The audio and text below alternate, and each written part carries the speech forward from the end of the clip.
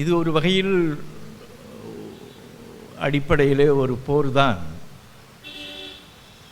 போராட்டம் இல்லை, போர்தான். இதை நம்முடைய இனம் உணர்கிறதுக்கு மேலாக ஆரியம் உணரும். இந்த நிகழ்ச்சிகளை எல்லாம் ஏற்பாடு செய்கிறவர்கள் உலகம் முழுமைக்கும் இன்றைக்கு பார்க்கிற வசதியில் இது செய்கிறார்கள். இங்கு உட்கார்ந்திருக்கிற அருமை உள்ளங்கள், குடும்பங்கள், உறவுகள், கொள்கையாளர்கள், இவர்களோடு மட்டுமல்ல, உலகம் முழுமைக்கும் இருக்கிற அடிப்படையான அறிவு கூட்டம் இதை பார்த்து கொண்டிருக்கிறது. எனவே இதை பார்த்து கொண்டிருக்கிறது உலகம். இதை அடிப்படையாக பாவலர் அவர்களெல்லாம் மிக நுட்பமாக பல பதிவுகளை செய்து எவ்வளவோ சூளுரைகளை ஆரியத்துக்கு எதிராக செய்திருக்கிறார்கள். நீங்கள் தெரிந்து கொள், என்னென்னவெல்லாம் எண்ணிக்கொண்டு எதிர்த்தார்கள் என்கிறதெல்லாம் நான் திரும்ப திரும்ப எண்ணி பார்க்கிறேன். ஓ ஓ ஓ பார்ப்பனரே, இன்றைக்கு 56 ஆண்டுகளுக்கு முந்தி எழுதுகிறார். ஓ ஓ ஓ பார்ப்பனரே, ஊழி பெருகி உலகம் புரண்டாலும் உழந்திருந்த மாட்டீர்கள். ஓ ஓ ஓ பார்ப்பனரே, வாழினும் உள்ளம், வாழினும் இன உணர்வு, வாயார வாழ்த்துகின்றேன், ஆனாலும் ஒன்றுரைப்பேன். ஆழி உலகமெல்லாம் ஆண்டிருந்த செந்தமிழர், ஆழி உலகமெல்லாம் ஆண்டிருந்த செந்தமிழர் ஆற்றல் குறைந்தார், அணுவாய் சிதைந்து விட்டார், பூழி மணலில் புதையுண்டார் என்றே நீர் பொய்க்கனவு கண்டிருந்தீர். பொங்கிவிட்டார் தீந்தி மிதியும். ஒன்றென்று 3000 ஆண்டாய் எம் வரலாற்று உண்மை மறைத்திருந்தீர். ஓ ஓ பார்ப்பனரே, கொன்று அன்றே ஆழ குழி வெட்டி மூடி வெட்டீர், குளங்கோடி செய்தீர், இனப்புரட்டு கோடி செய்தீர். நன்றென்று நன்றி மறப்பது என்று கற்றிருப்பீர். நடந்தது இருட்காலம், நன்னிற்று பேரொளியும். இன்றன்று நாளை அன்று என்றேனும் என் தமிழர் இழந்த புகழ் மீண்டும் இங்கே ஏற்றுவர்கான் தீந்தி மிதியும். ஊற்று பெருக்காய் உணர்வெடுத்து பாய்ந்ததுகான், உளந்திருந்தி கொள்ளுங்கள் ஓ ஓ ஓ பார்ப்பனரே. கூற்று கொதிப்பு போல் கொப்பரையின் நெய்கொதி போல் கொம்பூதி சங்கூதி கொண்டு கிளம்பி விட்டார். ஆற்றல் பெரிதுகான் எள்ளற்க ஆரியமே, அனைத்துலகும் இணைந்தெழுமுன் அகந்தை அகற்றுவரே. மாற்றம் பெறுங்கள், இலை மாற்றப்படுவீர்கள். மாற்றம் பெறுங்கள், இலை மாற்றப் பெறுவீர்கள். மாற்றம் பெறுங்கள், இலை மாற்றப்படுவீர்கள். மாந்தரோடு மாந்தர் என வாழ்ந்திருங்கள் தீந்தி மிதியும். இது என்ன அடிப்படை என்றால், மாந்தர்களோடு மாந்தர்களாக எங்களைப் போல் இருங்கள், நாங்கள் வேறுபாடு கருதவில்லை என்று அந்த பெருமகனார் சொல்கிறார். இதெல்லாம் அடிப்படையில் 56 ஆண்டுகளுக்கு முந்தி, 50 ஆண்டுகளுக்கு முந்தி இதையெல்லாம் உள்வாங்கி கொண்ட உள்ளம்தான் இதற்கு இந்த வடிவம் எடுத்திருக்கிறது. அவர்களுக்கு அடிப்படை இந்த உலக இனத்திலேயே ஒவ்வொரு பிராமண உள்ளமும் அளவற்ற பேராசை உடையது. ஆசை என்கிறதே மிக கொடுமையானது, அதில் பேராசை உடையது. நான் இந்த ஒரு மூடத்தனமான அமைப்பிலே இந்த ராமாயணத்தையும் பாரதத்தையும், இப்போது அந்த அம்மா செம்மொழி நிறுவனத்தில் இருக்கிற அம்மா வேண்டுமென்றே தான் நடுவண் அரசதை போடுகிறது. அந்த சுதா சேஷையன் என்கிறவர்கள், அந்த அம்மையார், இப்பொழுது இந்த முந்தா நாள் தாளிலே ஒரு பெரிய ஒரு அரைப்பக்க அளவில் இந்து தமிழிசையில் எழுதியிருக்கிறார்கள். வியாசமுனிவர் கேட்கிறார், வசிஷ்டர் கேட்கிறார், எவ்வளவு ராமாயணங்கள் வந்திருக்கும் என்பது. இதெல்லாம் எத்தனையோ 1000 ஆண்டுகளுக்கு முந்தி சொல்லப்பட்டது போல் எழுதுகிறார். இதுதான் ஆராய்ச்சி, அவர்களுடைய ஆராய்ச்சி. அதற்கென்று தான் லட்சக்கணக்கில் அந்த சம்பளம் கொடுத்து அவர்கள் மறுபடி வைத்திருக்கிறார்கள். இதையெல்லாம், இந்த வேலைகளை மிக நுட்பமாக இந்த இந்திய அரசு செய்கிறது. எவ்வளவு ராமாயணங்கள் வந்திருக்கும் என்று வசிஷ்டர் கேட்கிறார். வியாச முனிவர் விடை சொல்லுகிறார், 20,000 வந்திருக்கின்றன என்று அந்த சமஸ்கிருத அந்த சொலவடையை போட்டிருக்கிறார்கள். எதற்கு சொல்கிறேன், இதைத்தான் செய்து இந்த விடாமல் பாவேந்தர் நினைத்த வியப்பா இருக்கிறது. உருவற்று போகட்டும் தமிழினம் என்றென்றே ஓயாது உழைக்கும் ஒரு கோட்டி. ஓயாது உழைத்து கொண்டே இருக்கிறார்கள். இதை எப்படி இந்த தமிழாசிரியர் கண்டுபிடித்தார் என்றே தெரியவில்லை.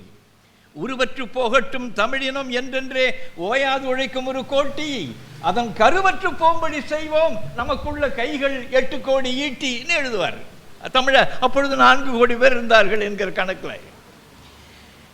இதில் அந்த பேராசை அவர்களுக்கு இருக்கிறது என்கிறது இதெல்லாம் நாம் அடிப்படையில் திரும்பி திரும்ப பார்க்க வேண்டும் என்கிறதுக்காக சொல்கிறேன். சீதை அசோகவனத்தில் இருக்கிறாள், ராமனை எண்ணுகிறாள். நீங்களும் கொஞ்சம் ராமாயணம் கேட்டுக்கொள்ளுங்கள். அசோகவனத்திலே துடிக்கிறாள், அவனை பற்றி நினைவு வருகிறது. அவன் அரசவையில் இருந்து கொண்டு ஆரியர்களுக்கு பிராமணர்களுக்கு ஆண் குலத்தை பசு குலத்தை கொடை கொடுத்தானே, அந்த நிகழ்ச்சி அவளுக்கு வருகிறது. அதை கம்பன் எழுதுகிறான். கம்பனை போல நம்முடைய தமிழ்நாட்டை அடிமைப்படுத்தின நம்முடைய எல்லாம் போட்டு அவனுடைய அறிவாலே போட்டு இந்த தமிழர்களை நசுக்கி ஆரியத்துக்கு அடிபணியை வைத்தவர்களே அவன் தலையான ஆள். அறிவை வைத்து கொண்டு நம்முடைய இனத்தையே நசுக்கின ஆள். ஆனால் ஆற்றல் உடையவன். அவன் இல்லை என்றால் ஒரு 12,000-15,000 சொற்களை நாம் இழந்து போயிருப்போம் அகராதி துறையிலே. சரி, அந்த பாட்டு அந்த அசோகவனத்தில் இருக்கிற சீதையினுடைய நிலையை எழுதுகிறான். பறித்த செல்வ மொழிய படரு நாள் அறுத்தி வேதியர்க்கு ஆண்குளம் ஈந்தவன். வரிசலா பிராமணர்கள் வந்து கொண்டே இருக்கிறார்கள். கூட்டங்கூட்டமான பசு கூட்டங்களை தானம் செய்து கொண்டே இருக்கிறான்.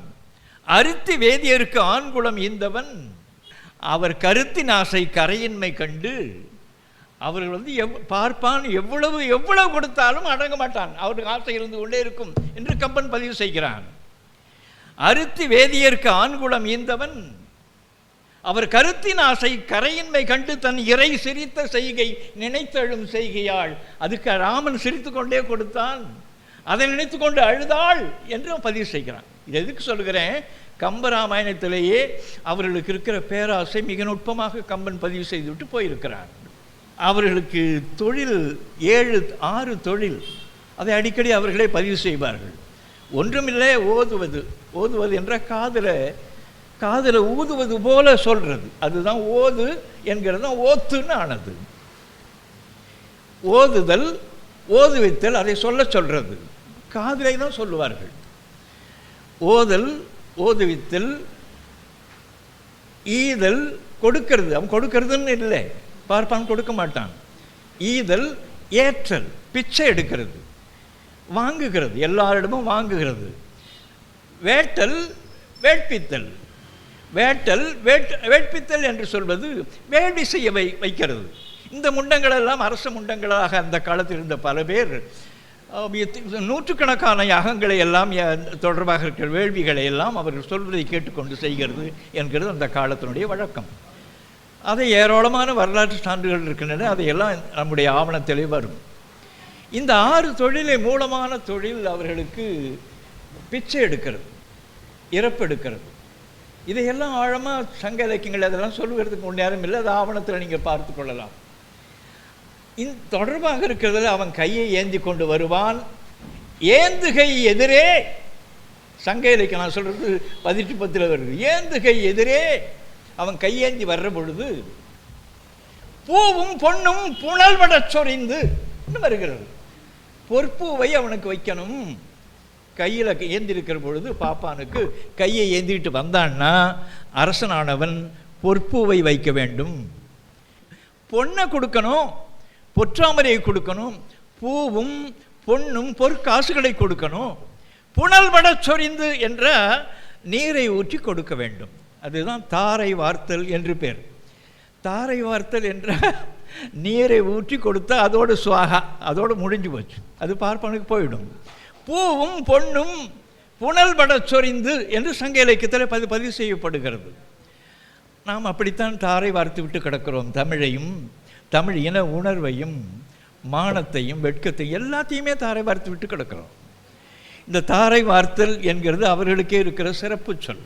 சரி, அடிப்படையான ஒரு சான்றை நீங்கள் தெரிந்து கொள்ள வேண்டும். வை என்ற பொருந்துன்னு பொருள், இதை எடுத்து வை பொருந்துன்னு பொருள். வை வெய் வெய்கு வெகு. வை என்பது விரும்புதல் என்கிற பொருள், ஒன்றோடு ஒன்று சேருதல் என்கிற பொருளில்தான் பற்று என்று வரும். கதுவுதல் என்கிறதுல காது என்று வரும். காதை ஒளியை பற்றுகிற உறுப்பு காதல் என்று வரும். காமம் என்று வரும். இதெல்லாம் ஒன்றுதல் என்கிற கருத்தில் தான் இந்த பற்று தொடர்பாக இருக்கிற சொற்கள் வரும். அதுபோல் வெய்கு என்கிறது விரும்பு என்று பொருள். வெகுதல் என்பது விரும்புதல். வெகாமை என்று ஒரு அதிகாரம் திருக்குறளில் இருக்கிறது.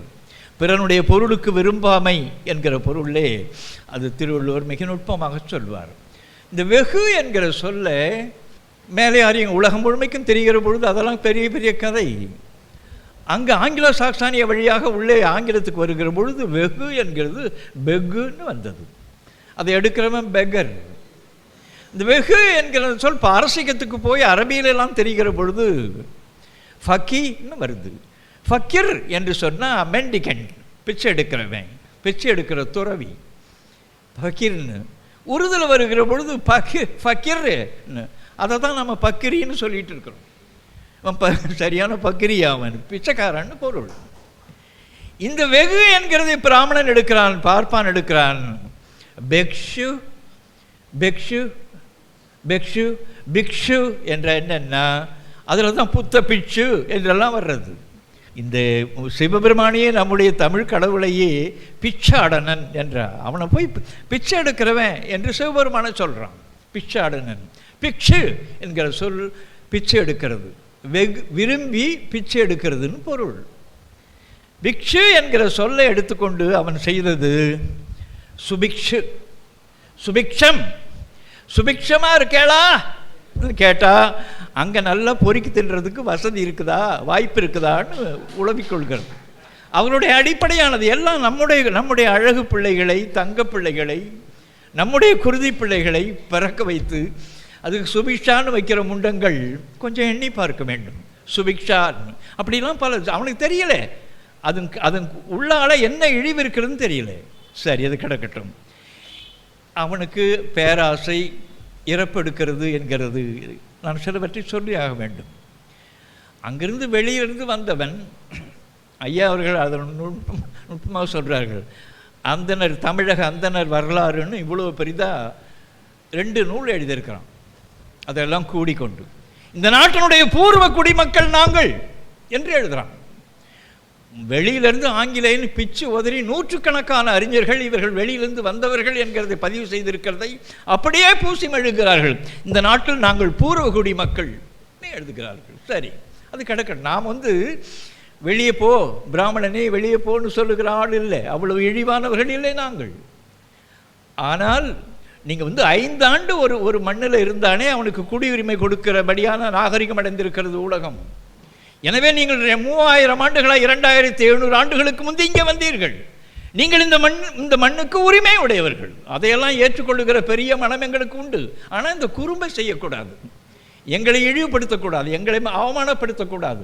அதை என்னென்ன செய்திகள் என்று நூற்றுக்கணக்கான ஆயிரக்கணக்கான செய்திகளை பார்த்துட்டு நொந்துலாம் நாங்கள் இதற்கு முன் வந்தோம். இதோ இயல்பாக 1912 சென்னை பல்கலைக்கழக அகராதி, சென்னை பல்கலைக்கழகத்திலே தமிழ் அகராதியை உருவாக்குற பொழுது இந்த சாண்டலர் என்கிறவனுடைய தலைமையில் உருவாகிறது. அதில் ஏற்படுகிற அந்த பட்டியலை நான் பார்த்தேன். 1912 1934 வரை 36 வரை 24 ஆண்டு காலம் அது உழைப்பெடுத்து வருகிறது. அதற்கு உள்ளால் இருக்கிற பட்டியலில் யார் யார் இதற்காக ஈடுபட்டார்கள்? சாஸ்திரி என்கிறவன் ஒரு 40 பேர் இருக்கிறான். சர்மா என்கிறவன் ஒரு 70 பேர் இருக்கிறான். ஐயர் என்கிறவன் ஒரு 50 பேர் இருக்கிறான்.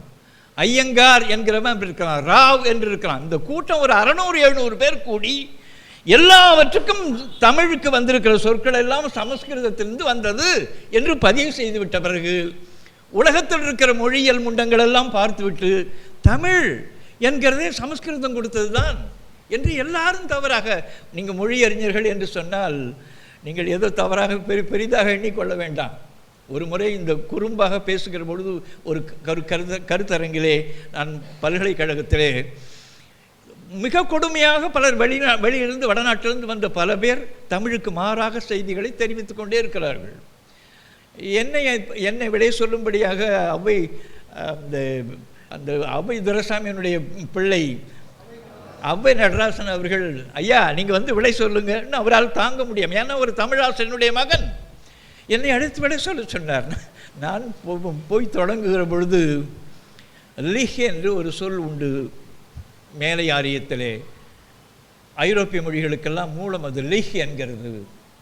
லீஹ் என்கிறதுனுடைய சொல்லினுடைய அழுத்தம்தான் லிக் என்று வந்தது, நக்கிறதுன்னு பொருள்.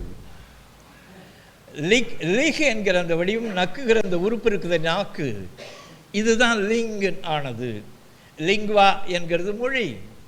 லிங்கிஸ்ட் என்கிற பொருளே நக்குகிறவன் என்றுதான் முதல் பொருள். அந்த காட்சியை நான் இந்த அறிவரங்கத்திலே பார்த்தேன் என்று பேசினவர்களையெல்லாம் நான் பார்த்து சொன்னேன். லிங்கிஸ்ட் என்ன நக்கிறவன், அவர்கள் பலருக்கு மிக வருத்தம், ஆனால் வியப்பு. என்னுடைய அகத்துறைக்கு வாருங்கள், ஏறத்தாழ 30-40 சான்றுகள் இருக்கிறது லிங்கிஸ்ட் என்கிறது நக்குகிறவன் என்று. எதற்கு சொல்லுகிறேன், அவர்களுக்கு ஒன்றுமே தெரியவில்லை. தமிழை தொடர்பாக இருக்கிற உலக வேரை பற்றி, உண்மையை பற்றி, மொழி உண்மையை பற்றி உணர வேண்டுமானால் அவன் தமிழனாக மட்டும்தான் பிறக்க முடியும். தமிழன் மட்டும்தான் உலகத்தினுடைய மூல உண்மைகளை, சொல்லுக்குள்ளால் இருக்கிற உண்மைகளை பிறக்க முடியும். அவன் அம்மா என்று அவன் கேட்க வேண்டும், அம்மா என்கிற அந்த ஒளியை கேட்க வேண்டும், கண்ணுன்னு அவ சொல்றது கேட்கணும். இப்படி வளர்ந்த ஒரு பிள்ளைதான் உலகத்தினுடைய தொடக்க மொழி எது, தமிழ் எது, தமிழ் எப்படிப்பட்டது என்பதை உணர முடியும். உலகத்தில் இருக்கிற அவன் சோம்ஸ்கி அவங்க எவனாக இருந்தாலும் சரி, அவனால் உண்மையாக மொழியினுடைய உண்மையை உணர முடியாது. அது தமிழனால் மட்டும்தான் முடியும். அதனால தான் பாவாணர்கள் பெரும்பகுதியை அவரால் பதிவு செய்ய முடிஞ்சது. சரி, அது கிடக்கட்டும். இங்கே வந்தவன் அவன் எடுத்துக்கொண்டு வந்தான் ஒரு 2000 சொற்கள்.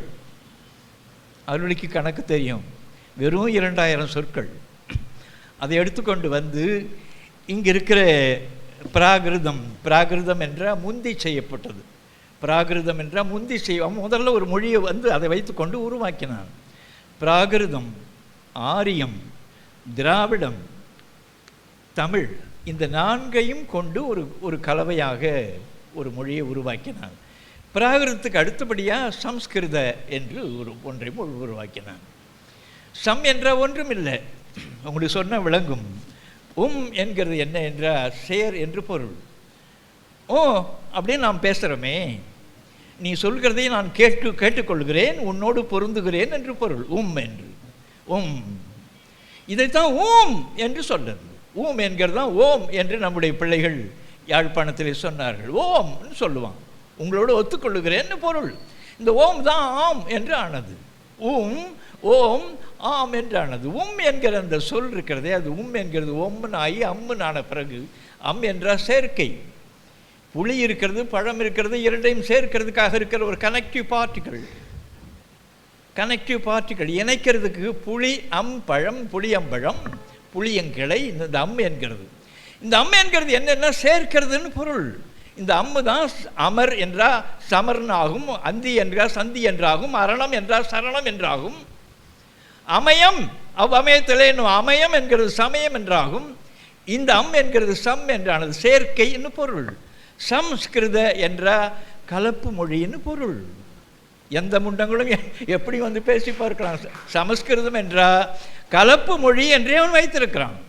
ஸ்ட்ரெச்சு, சேர்த்தது, ஒன்றோடு ஒன்று இணைத்தது. சரி, பிராகிருதம், சமஸ்கிருதம்.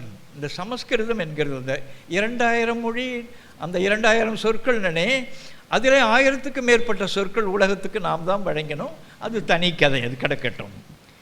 நமக்கு கிடைத்திருக்கிற முதல் நூல் தொல்காப்பியம். முதல்ல நமக்கு கிடைத்திருக்கிற நூலை தொல்காப்பியம். அது ஒரு இலக்கண இலக்கியம். திருக்குறள் ஒரு இலக்கிய இலக்கணம். இலக்கியம் எப்படி செய்ய வேண்டும் என்பதற்கான ஒரு இலக்கணம் திருக்குறள். சிவபாக்கியார் ஒரு பாட்டு பாடுவார். சிவபாக்கியார் பாட்டெல்லாம் படிக்கணும் நாம்.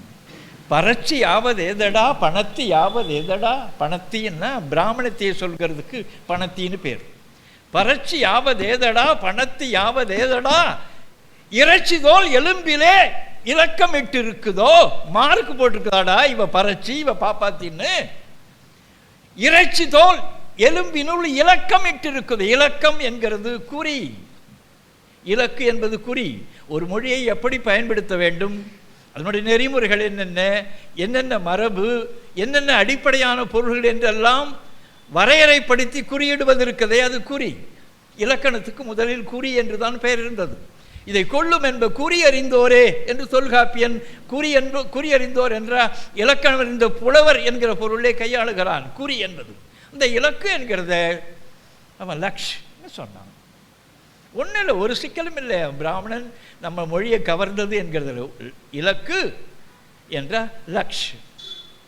ஸ்ரீலஸ்ரீன்றான். ஸ்ரீ திரு என்கிற சொல்ல ஸ்ரீன்னு மாற்றிட்டு ஸ்ரீ லக்ஸ்ரீ என்னன்னா ஸ்ரீ லக்ஷம் ஸ்ரீ இவன் திரு தவ திரு என்றெல்லாம் மாற்றினார்கள்.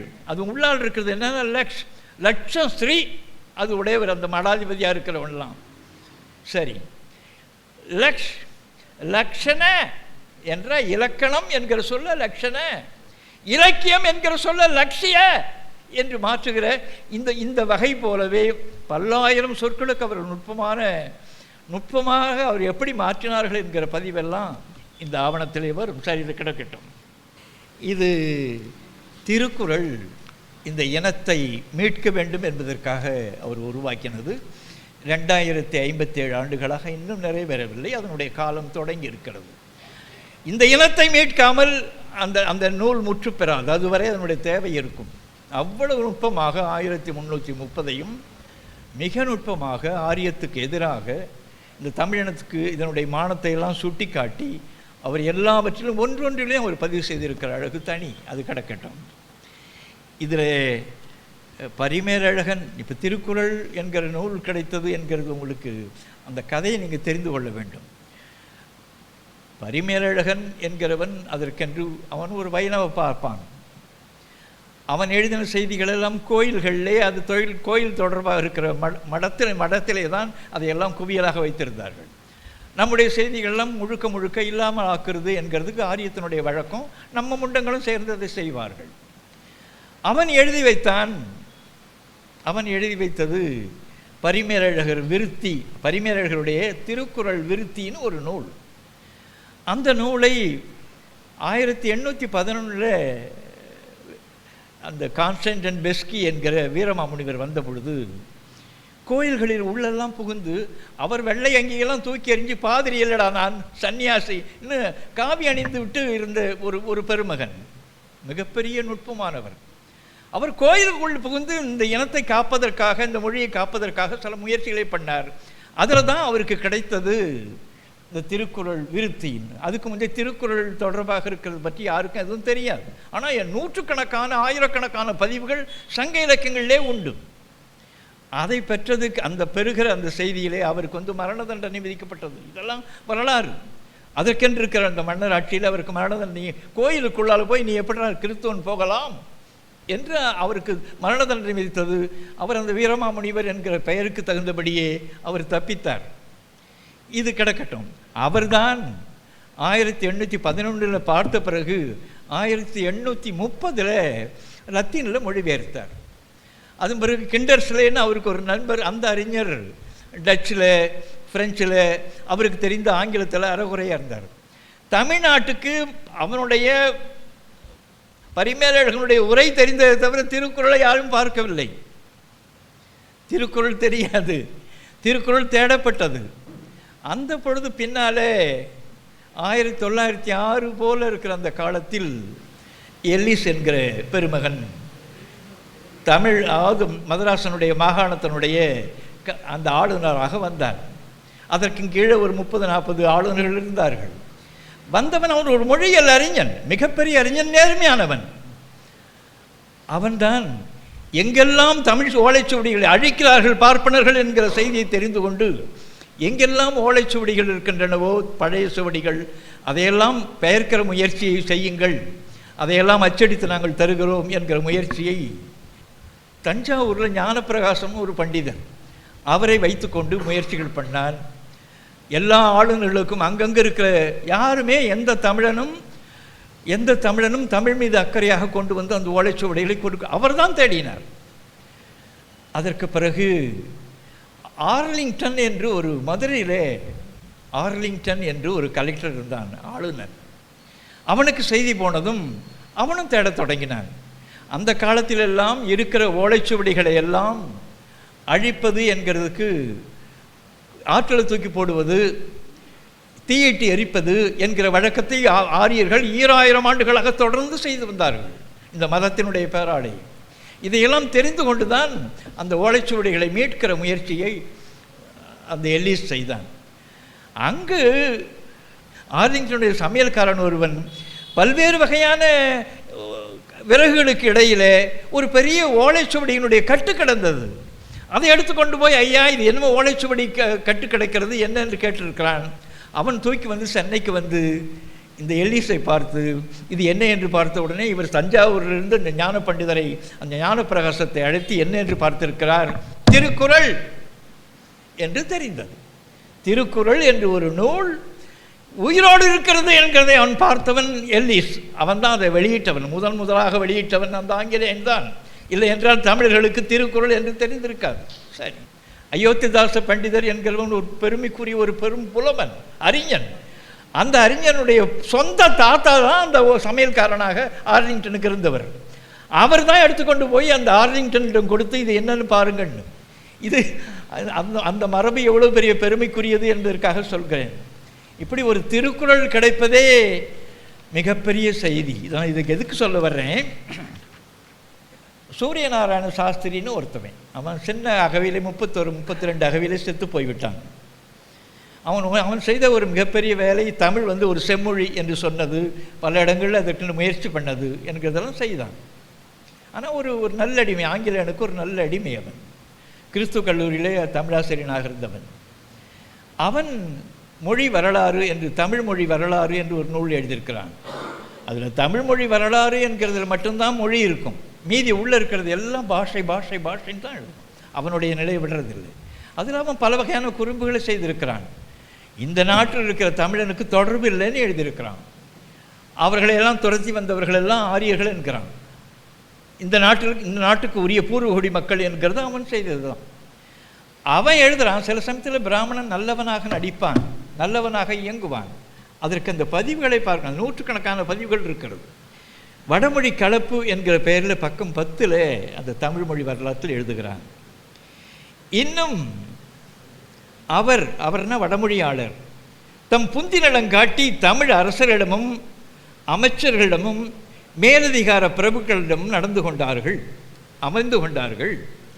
தொடக்கத்திருந்த பல அரிய விஷயங்களையும் மொழிபெயர்த்து தமிழர் அறியும் முன்னரே அவற்றை தாம் அறிந்தன போலவும் வடமொழியினின்றுமே தமிழிற்கு அவை வந்தன போலவும் காட்டினர்.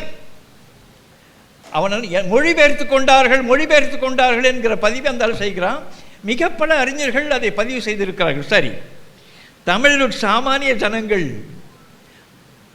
ஆரியரது விருப்பத்திற்கு ஏற்ப எவ்வளவு இணங்கிய போதிலும் எல்லாம் அடிப்படையான ஆளெல்லாம் அவனுக்கு விழுந்து போய்விட்டான். புலவராயினார் அவர்களது திருத்தப்பாட்டிற்கு பெரிதும் இணங்கினார்கள். புலவர்கள் மட்டும் விடலை, நமக்கு காத்து கொடுத்தவனெல்லாம் தன்மானமாக இருந்த புலவர்கள் தான் இந்த தமிழை காத்து நிறுத்தினார்கள். அடிப்படையான மக்கள் மாறிவிட்டார்கள் என்று அவன் பதிவு செய்கிறான். ஷிண்ட்லேன்னு ஒரு அறிஞன், அவன் த சிவிலைஸ்டு டெமான்ஸ் என்று பார்ப்பனர்களை பற்றி ஒரு நூல் எழுதியிருக்கிறான். த ஹரப்பன்ஸ் இன் ரிக்வேதாத்தால் இருந்த ஹராப்பா மக்கள், அவர்கள் அந்த பேய்கள், அந்த பிசாசுகள் என்கிற தலைப்பில் ஒரு நூல், ஆராய்ச்சி நூல் எழுதியிருக்கிறான்.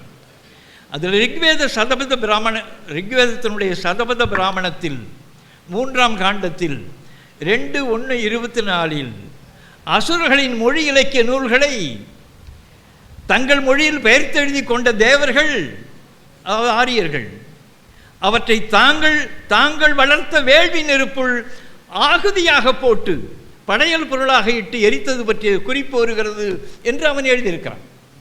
அவர்களுக்கு என்ன வழக்கம் என்றால், தமிழ் நூலை மொழிபெயர்க்கிறது, உடனே தூக்கி நெருப்பில் போடுறது.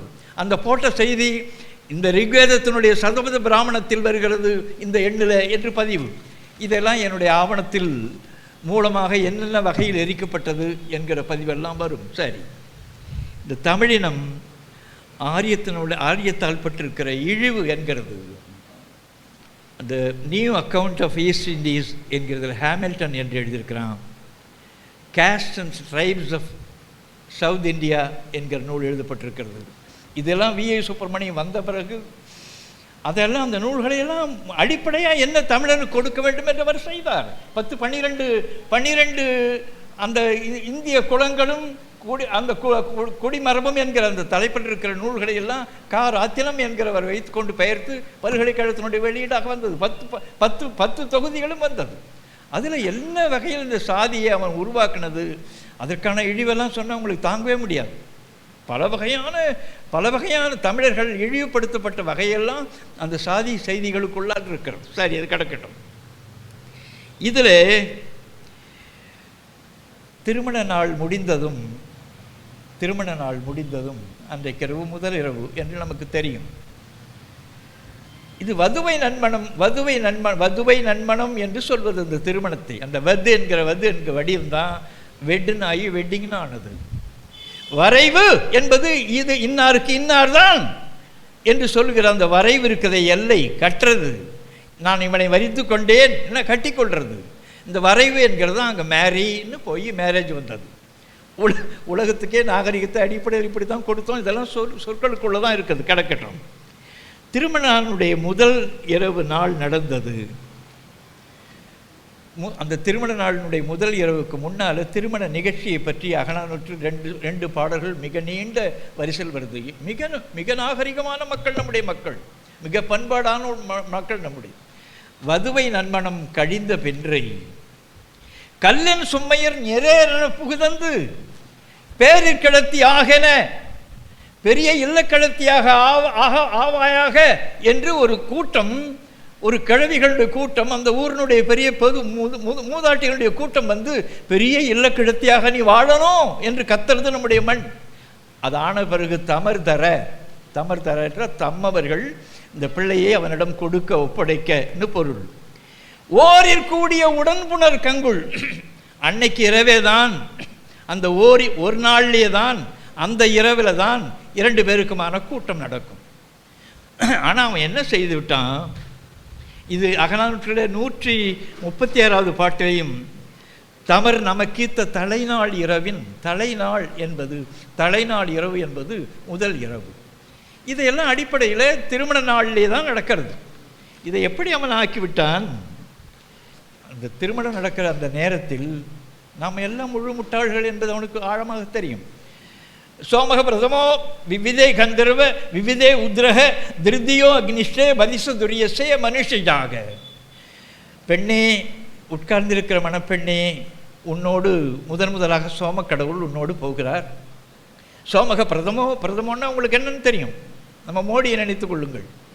சோமக பிரதமோ விவிதே கந்தர்வ கடவுள் அடுத்தபடியாக பெண்ணே உன்னோடு போகிறார். சோமக பிரதமோ இது எல்லா முண்டங்களும் இப்படி பார்ப்பானை வைத்து தாலி கட்டி கொண்ட எத்தனை முண்டங்களும் இதைத்தான் செய்தன. சோமக பிரதமோ விவிதே கந்தர்வ கடவுள் அடுத்தபடியாக உன்னோடு தொடர்பு கொள்கிறார். விவிதே கந்தர்வ விவிதே உத்ரக திருதியோ அக்னிஷ்டே அக்னி பகவான் வளர்க்கிறேனே அவன் 3ஆவதாக பெண்ணே உன்னோடு சேர்கிறான். பதிச துரியசே மனுஷனாக உட்கார்ந்திருக்கிற இந்த பயல் 4வது பயல் உன்னை அடைகிறான். 4ஆம் நாளுக்கு பிறகு 3ஆம் நாளுக்கு பிறகுதான் அவன் கணவன் அவனுடைய மனைவியோடு இணைய முடியும். இப்படி இந்த வழக்கம் என்கிறது எங்கெங்கெல்லாம் நடந்தது என்கிறதை அந்த ட்ரைப்ஸ் ஆஃப் இந்தியா, அந்த ட்ரைப்ஸ் ஆஃப் சவுத் இந்தியா என்கிற நூல்களில் என்னென்ன நிலையெல்லாம் நடந்தது என்கிறது வெளிச்சமாக்கிவிட்டு போயிருக்கிறான் ஆங்கிலேயன். அவ்வளோ இது நடக்கிறது. நான் சோம கடவுள் வந்திருக்கிறேன் என்று அவன் போவான், அக்னி கடவுள் வந்திருக்கிறேன் என்று 3வது ஒரு நாள் போவான், உத்தர கடவுள் வந்திருக்கிறேன் என்று அவன் போவான், கந்தர்வ கடவுள் வந்திருக்கிறேன் என்று. இப்படி நடந்த பிறகுதான் ஒரு பெண்ணை ஒரு ஆண் அடைய முடியும். தமிழ்நாட்டில், கேரளத்தில் எல்லை மீறி இருந்தது இந்த செய்தி, எல்லை மீறி இருந்தது. அந்த பதிவுகள் எல்லாம் உங்களுக்கு சொன்னால் வெட்கும். எல்லாவற்றையும் இங்கே தேடி துருவி பார்த்தால் எவ்வளவு நாசப்படுத்தியிருக்கிறான் என்று தெரியும். சரி, இது கிடக்கட்டும். இது எழுதினது கடலங்குடி நடேச சாஸ்திரிகள்னு ஒருத்தவன். அது எதுக்கு எழுதியிருக்கிறானுங்க, திருமணத்தில் பரிசு கொடுக்கணும்டான்னு எழுதியிருக்கிறான். நான் மந்திரம் சொல்கிறது கடலங்குடி நடேச சாஸ்திரிகள் எழுதினது. அந்த பக்கம் 19-23 தான் இந்த மந்திரங்கள் இருக்குது. அதெல்லாம் காதலை கேட்கவே முடியாது. அதே போல் விவாக மந்திரார்த்த போதினின்னு ஒருத்தவன் கீழாத்தூர் ஸ்ரீனிவாசாச்சாரியன்னு எழுதியிருக்கிறான். அவனுடைய புத்தகத்தில் 22-59 பக்கத்தில் இருக்கிறது. சரி, இதை சுற்றி வரணும். அந்த நெருப்பு இருக்கிறதே, அந்த நெருப்புக்கு பக்கத்தில் இருக்கிற அந்த கல், அந்த கல்லை மிதிக்கிறது போவது, ஒவ்வொரு அடியும் எடுத்து அவ எப்படி வைக்கணும் என்கிறத ஏகமிஷே விஷ்ணு துவான் வேது. மிசைதல் என்பது உண்ணுதல்னு பொருள். மிஷேன்னு அங்கே இருக்குது. துவான் வேது அடியெடுத்து ஒரு அடி எடுத்து வைத்து நாராயணன் அடியெடுத்து வைக்க வேண்டும். ஏகமிஷே விஷ்ணு துவான் வேது துவே ஊர்ஜே விஷ்ணு துவான் வேது ஊர்ஜே. ஊர்ஜே என்கிறது என்னென்னா எல்லா வகையான விளைவுகளும் வளங்களும் வர வேண்டும். அதை எடுத்து ரெண்டாவது வைக்கணும். அவ திருணி விரதாய விஷ்ணு துவான் வேது மூன்றாவது ஒரு அடியை வினையெல்லாம் கைகூடி வரணும் என்கிறதுக்காக மூன்றாவது அடியை எடுத்து வைக்கணும். சத்வாரி மயோபவாய் விஷ்ணு துவான் வேது மகிழ்ச்சியாக இருக்கணும் என்கிறதுக்கு அடுத்த அடி எடுத்து வை. பஞ்ச பசுப்பிய விஷ்ணு, பசுப்பியன்னா பசு, பசு நிறையா வரணும் வீட்டில், அதனுடைய வளங்கள் பெருகணும். பஞ்ச பசுப்பிய விஷ்ணு துவான் வேது ஷட் ருதுபிய விஷ்ணு துவான் வேது சப்தாபியோ ஹோத்ராபியோ விஷ்ணு. இதெல்லாம் ஒரு கன்றாவே இல்லைங்க. அதெல்லாம் முடி திருத்த நிலையத்தில் இருக்குது பாருங்கள். கூடை கடைசியில் இருக்கிற கூடை, அந்த கூடையில் என்ன கிடக்கும் அதுபோல் இருக்கிறது தான். இதை படிக்கிறது கூட நேரக்கேடு. நமக்கு வந்து இந்த சனியெல்லாம் படிக்கிறபடி ஆக்கிட்டானுங்க. இந்த பெண்கள், தமிழ்நாட்டில் இருக்கிற பெண்கள் எல்லாம் அது நல்லா அழகாக பெரியார் மனம் திறந்து என்னடா பண்ணுறீங்க, எதுக்கு அனுப்பலைன்னா கூட பொம்பளை எதுக்கும் ஒரு நிகழ்ச்சிக்கோ ஒரு அறிவார்ந்த செய்திக்கோ அனுப்பாமல் கோயிலுக்கு அனுப்பி வைக்கிறீங்களா முண்டோன்னு பேசுகிறார் பெரியார். கவலைப்பட்டது போல் வேறு யாரும் இந்த மண்ணில் கவலைப்படலை. அங்கே என்ன நடக்குது நேரடியாக பார்க்குறான். அது சொற்களை போடுறார், போட்டு நசுக்கிறான், கசக்கிறான், பொண்டாட்டியன்னு தெரிஞ்சும் கூட பார்த்துட்ருக்கிறான் என்று பெரியார் பேசுகிறார். அவருடைய வெளிப்படையாக என்ன நடக்கிறது என்கிறது அவர் கொஞ்சம் கூட தடங்கள் இல்லாமல் பேசியிருக்கிறார். இந்த பெண்களை அவர்கள் இழிவுபடுத்தியிருக்கிறது போல் இருக்கிறது. நான் வந்து ஒரு 1000 செய்தி இருக்குது. நான் ஒரு சும்மா உங்களுக்கு மனத்துக்கு உங்களுக்கு நிறைவுக்காக சொல்கிறேன். அது உண்மைதான். நான் பிள்ளை பெறுவதும் பெற்ற பிள்ளையை காப்பதும் விருந்து பேணுவதும் பெண்களுடைய கடமை. பெண் பூப்பெய்தி 3 ஆண்டுக்குள் தந்தை மனம் செய்து தராவிடில் தானாகவே ஒருவனை தேடிக்கொள்ள வேண்டியது. அவள் தேடிக்கொள்ளலாம். விதவைக்கும் பிள்ளை வேண்டின் அவள் பிள்ளை உண்டாக தன் கணவனின் தம்பி அல்லது அண்ணனுடன் சேர்ந்து பிள்ளை பெறலாம். இதெல்லாம் மனு தர்மத்தில் எழுதியிருக்கிற நுட்பங்கள். அதில் இருக்கிறது நீங்கள் ஆழமாக எண்ணி பாருங்கள். அதெல்லாம் செய்யலாம், அதெல்லாம் ஒரு தப்பும் இல்லை. கணவன் சூதாடி, குடிகாரன், நோயாளி என இகழ்ந்து எந்த பெண்ணும் அவனுக்கு பணிவிடை செய்யாமல் இருக்கக்கூடாது. இதெல்லாம் ஆரிய கட்டளை. இளமையில் தந்தை, பருவத்தில் கணவன், முதுமையில் மக்கள் பிள்ளைகள் பெண்களுக்கு காவலாவார்கள். பெண்களை எப்போதும் தனித்திருக்கும்படி விட்டுவிடவே கூடாது. பெண்கள் பருவமடையும் முன்பே அவர்களை மனம் செய்து கொடுத்து விட வேண்டும். அந்த வகையில் 24 வயது உள்ளவன், அகவை உள்ளவன் 8 வயது பெண்ணை திருமணம் செய்யலாம்.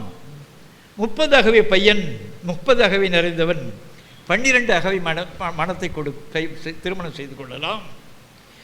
கணவன் எவ்வளவு அயோக்கியனாக இருந்தாலும், தகவலானாக இருந்தாலும், இழிந்த நடத்தை உடையவனாக இருந்தாலும், பரத்தையரிடம் உறவு கொண்டும் வழக்கமுடையவன் என்றாலும் கூட அவனே அவளுக்கு தெய்வம். மகன், மாணாக்கன், மனைவி இவர்களை கயிறு, பிரம்பு முதலிய கருவிகளை கொண்டு அடிக்கலாம். பெரியோர் ஒப்புதலுடன் கைம்பெண்ணை, இலங்கையில் வவுனியான்னு ஒரு காடு இருக்குது. அந்த காட்டில் ஒருவரை சந்திக்க நேர்ந்தது. அவர் மிக அன்பாக பழகி வீட்டினுடைய நிலையை பற்றி நான் கேட்டேன். அம்மா எப்படி இருக்கிறாங்க, அம்மா என்ன செய்கிறாங்க, பிள்ளைகள் என்ன செய்கிறார்கள். நான் ஒரு கைமணாளன் சொன்னார். கைமணாளன் எனக்கு வியப்பாக இருந்தது. மணாளன் என்பது மணாளன், மணாளன்.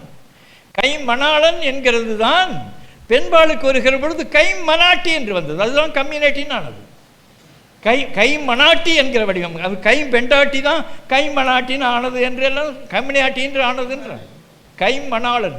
விடோயர் என்கிற சொல்லுக்கு பூங்குழல் சொன்னாரே, ஒவ்வொன்றும் அப்படி பார்த்து பார்த்து தான் விடோயர் என்கிறதுக்கு கை மணாளன், விடோ என்கிறது கை மனாட்டி என்று போட்டிருக்கிறேன். சரி, இது கிடக்கட்டும்.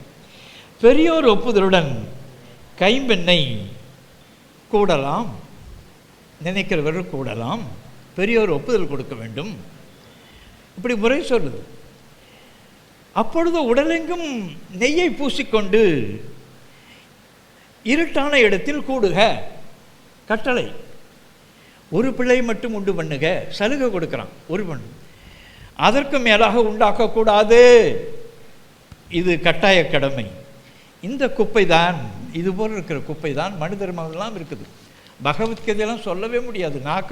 அது உண்மையாக அது எல்லா முண்டங்களும் பெரிய பெரிய அந்த உணவு கடைகள் எல்லாம் பெருசு பெருசாக எது நடந்ததோ அதெல்லாம் நல்லபடியாக நடந்தது, எது நடக்க போகிறதோ அதெல்லாம் நல்லபடியாக நடக்கும். என்னென்ன எது இன்னைக்கு உன்னுடையதோ அது நாளைக்கு வேறு உன்னுடையது. உன்னுடைய பொருள் இப்போ சீதையே அவன் தூக்கி கொண்டு போய்விட்டான். ஏன்டா போகிற ராமா அங்கே போய் அவன் மறுபடியும் மீட்கிறதுக்காக ராவனோட எதுக்கு போகிற? அவளுக்கு இன்னைக்கு உன்னுடையது நாளைக்கு ராவனுடையதுன்னு போக வேண்டியதுதானே என்றெல்லாம் அந்த பகுத்தறிவாளர்கள் கேட்பார்கள். சரி, இது கிடக்கட்டும்.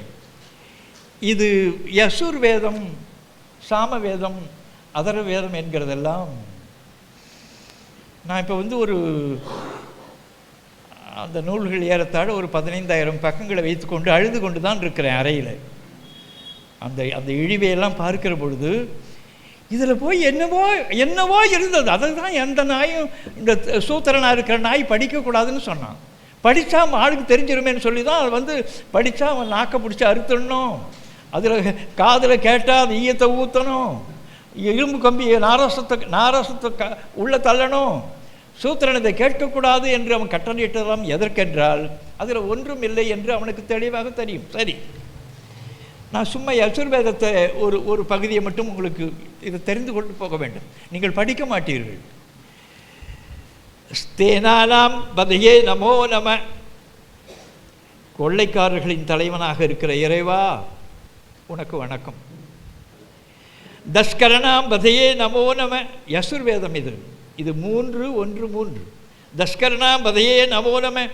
கள்வர்களின் தலைவனாகிய இறைவா உனக்கு வணக்கம். வஞ்சதே பரிவஞ்சதே ஸ்தாயூனாம் பதையே நமோ நம.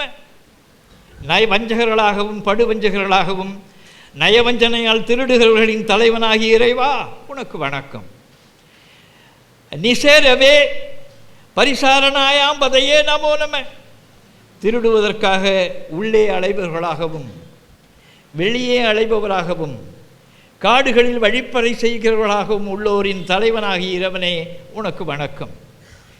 சுருகோ விப்யோ ஜிகாட் சதப்யோ முஷ்ணானாம் பதையே நமோ நமோ. இது 3வது காண்டத்தில் 1:6 என்கிற அந்த பாடலில் உளவாளியாய் இருந்து கொண்டு தன் முதலாளியின் எஜமானன்னா வேற ஒன்றும் இல்லை, யஜ்ஞம் வளர்க்குற முண்டத்துக்கு எஜமான் பேர். யஜ்ஞமான் என்கிறது தான் எஜமானானது. எஜமான் என்ற அது தொடர்பாக யாகம் வளர்க்குறவன் யாரோ அவன் தான் தலைவன். யஜ்ஞமான் என்கிறது தான் எஜமான் என்று நம்ம ஆள்லாம் கூப்பிட்டான். அந்த யசமானின் அந்த தானியங்களை எல்லாம் திருடுகிறானே அவனுடைய தலைவனாகி இறைவான். உளவாளியாக இருக்கிறவனும், உளவு என்கிறது உள்ளே இருந்து கொண்டே பார்க்கிற திருட்டு வேலை. உள்ளேயே அதுக்குள்ளே 10 பேருக்கு உள்ளாலேயே இருப்பான். அப்படி இருந்து கொண்டே அது பற்றி தெரிந்து கொள்வது எதுவோ அது உளவு. அது மேலே படிந்தார் போல செய்கிறது வேய்வு, அதுதான் வேவு. இது உள்ளாமே அது என்னென்ன தேவையோ அந்தந்த நேரத்துக்கு ஒற்றி அதை தெரிந்து கொள்கிறானே அது ஒன்றுவது என்கிற பொருள். சரி, அசிமத் பயோ நக்தன் ஜலப்திய பிரகிருத்னானாம் பதையே நமோ நமோன். திருடுவதற்காக இரவில் அலைபவர்களாகவும் பிறரை கொன்று பொருள்களை பிடுங்குகிறவர்களாகவும் உள்ளோரின் தலைவனாகிய இறைவா உனக்கு வணக்கம். உஷ்ணிஷினே. இதெல்லாம் உருவாக்கினதுன்றதுனால இந்த சொற்களை சொல்கிறதுக்கே இதாக இருக்கும்.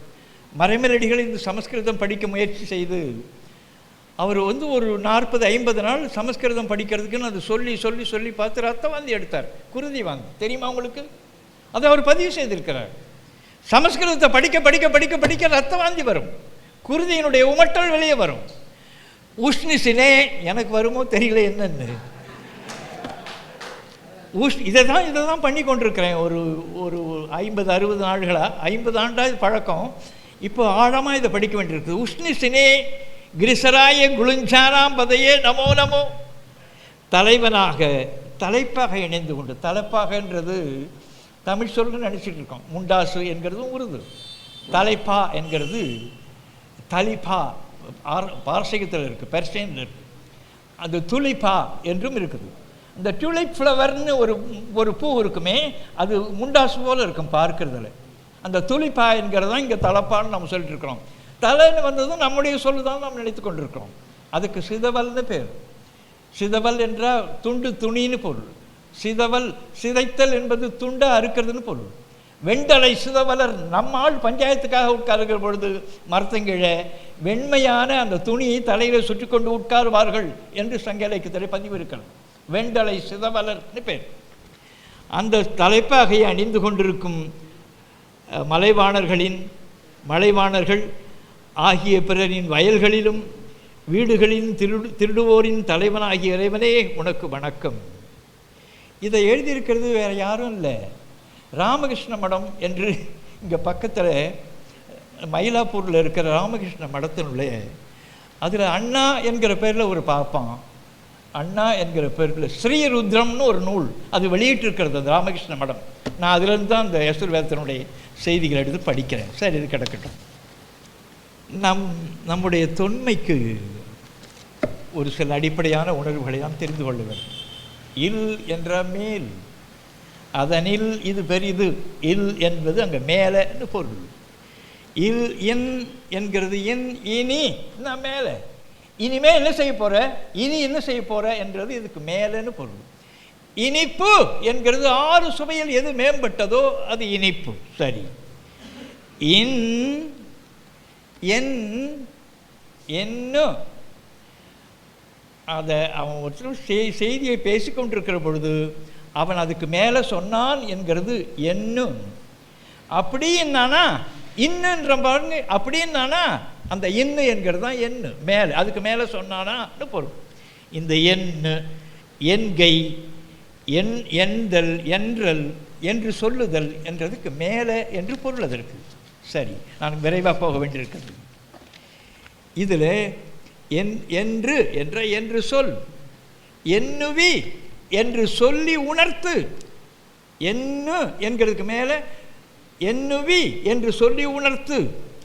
என்வி எண்ணுவி என்பி என்று சொல்லி உணர்த்து, அதை உண்மை என்று நிலைநாட்டு என்கிற பொருள். பாவேந்தர் ஒரு பாட்டில் ஒரு தமிழாசிரியர், எம்மொழிக்கும் தமிழ் செம்மொழி வேறு என என்பிக்க மாட்டாயா ஒரு கத்துறார். எல்லாத்துக்கும் எல்லா மொழிகளுக்கும் இது தாண்டா மூலம்னு சொல்ல மாட்டியா கண்ணு அப்படின்னு தம்பியை பாடுறது போல சொல்கிறார். சரி, இதில் என்று கூற என்று சொல்ல இது தொடர்பா என்ப என்கிறது தான் என்ப என்கிற சொல் என்று சொல்லுவார்கள். தொல்காப்பியத்தில் என்று சொல்லுவார்கள். என்ப அகர முதல் நகர இழுவாய் முப்பகுதி என்ப என்று சொல், அதாவது 2700 ஆண்டுகளுக்கு முந்தி என்று சொல்லுவார்கள் என்று 10,000 ஆண்டுகளுக்கு முந்தைய செய்தியை தொல்காப்பியர் சொல்கிறார். சரி, அது கிடக்கட்டும்.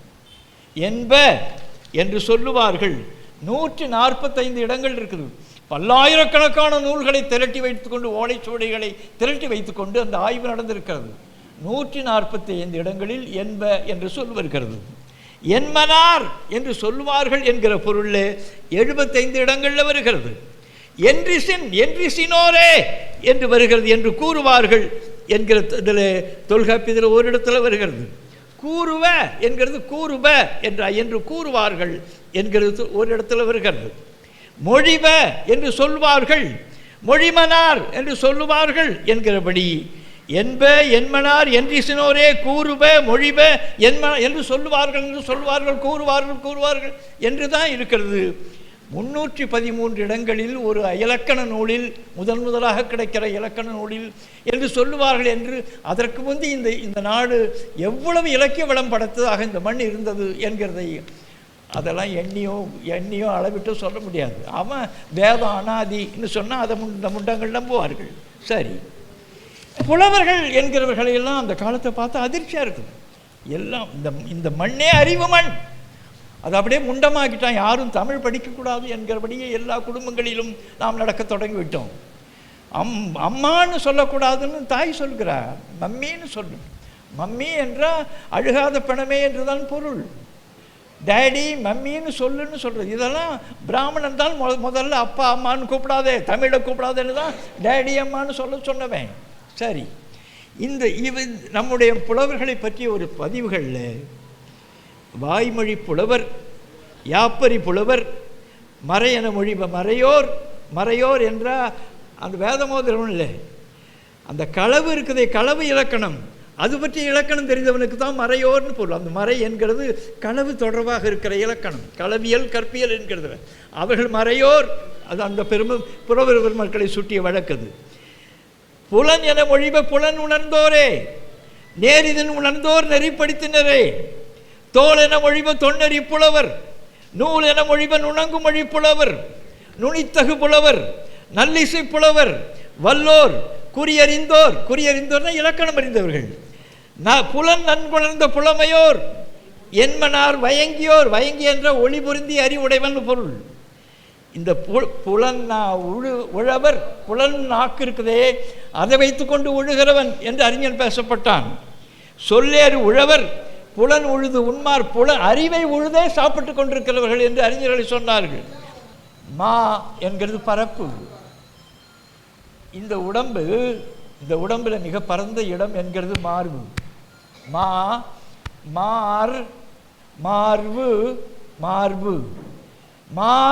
மார்பு அதுதான் மருவுன்னு ஆனது. மார்பினாலே தழுவு என்று பொருள். இந்த மருவு என்கிறது தான் மரபு என்று மரபு என்றானது.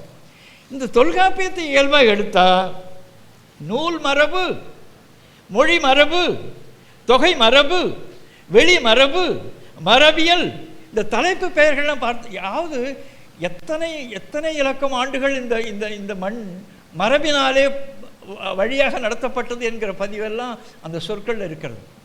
மரிய மரவே என்று வரும், மருவிய என்று பொருள். தழியல் வேண்டும், தழால் வேண்டும், தழுவ வேண்டும் என்கிறதெல்லாம் இந்த வகையில் தான் திரும்ப திரும்ப திரும்ப மரபு நிலை திரியின் பிரிதாகும், மரபை விட்டுடாதீர்கள் என்று பல இடத்துல பதிவு செய்கிறார்கள். சரி, இது கிடக்கட்டும். 2700 ஆண்டுகளுக்கு முந்தி பிராமணர்கள் தமிழகத்துக்குள்ள நுழைந்து விட்டார்கள். சரி, அவருடைய உரையாடலுக்குரிய மொழி என்று சொல்ல முடியாது. அவர் உரையாடலுக்கு மொழி என்ற கருத்தடங்கிய பொருளில் ஒரு சொல் கிடையாது.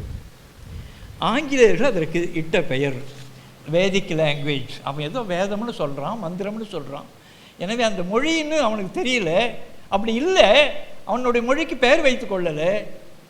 எனவே அது வேதிக் லாங்குவேஜ்னு ஆங்கிலேயம் தான் நமக்கு சொன்னாங்க, வேதிக் லாங்குவேஜ். இதை தமிழர்கள் பார்த்துவிட்டு எழுத்தே இல்லாமல், எழுத்து அவன்கிட்ட இல்லை, எழுதா கற்புன்னா ஏதோ பெண்ணுக்கு இருக்கக்கூடிய அடிப்படையான செய்தி என்றெல்லாம் நாம் நினைக்கிட்டு இருக்கோம். கற்பு என்கிறது கற்பு கற்றுக்கொள்ளுதல் பொருள். அப்பா அம்மா, அண்ணன் அண்ணி, அக்கா மாமா, இது தொடர்பாக இருக்கிறது. இந்த ஒருமையை பார்த்து, இந்த ஒழுங்கை பார்த்து அதை போல் கற்றுக்கொண்டு ஒழுகுவது எதுவோ அதுதான் கற்பு. வேற ஏதோ ஒரு புடுங்கி அதில் இல்லை. கற்பாக இருக்கிறான்னா ஒரு பெரிய செய்தியில் கற்றுக்கொண்டு ஒழுகுகிற ஒழுக்கம். அதுபோல் கல்வியில் கற்றுக்கொண்டு இருக்கிறது கற்பு. அவங்க எழுதாமலேயே ஏதோ பேசிக்கொள்கிறான், இவன் ஓதுகிறான், அவன் காதிலை போய் சொல்லுகிறான், அவன் இவனுக்கு ஓதுகிறான். எனவே எழுத்து இந்த பயல்களுக்கு இல்லை என்கிறதுனால் எழுதா கற்பு. நான் ஒரே ஒரு பாட்டு சொல்கிறேன், அது ஏன்னா நீங்கள் படிக்க மாட்டீங்க, கேட்டுக்கொள்ளுங்கள். ஒரு பையன், பார்ப்பன பையன் போகிறான் 2000 ஆண்டுகளுக்கு முந்தி. பார்ப்பன மகனே, வயலை கொடியின் வாடிய மருங்குள் என்றால் இடுப்பு. வயலை கொடி இருக்கிற வயலை என்கிறதான் வசலை நாயி பசலைன்னு ஆனது. பசலை கொடி போல இடுப்பை உடையபடி இருக்கிற பையனே, படிவ உண்டி பார்ப்பன மகனே, சின்ன பையன் இங்கே வா அப்படின்னு ஒரு தலைவி கூப்பிடுறான். அவனுடைய காதலன் பிரிந்து போய்விட்டான். எப்பொழுது வருவான் என்று தெரியவில்லை. அவளுக்கு அந்த பையனிடம் சொல்கிறாள். இது குறுந்தொகையில் வருகிறது, 146வது பாடல். எழுதா கற்பின் நீன் சொல் உள்ளும்.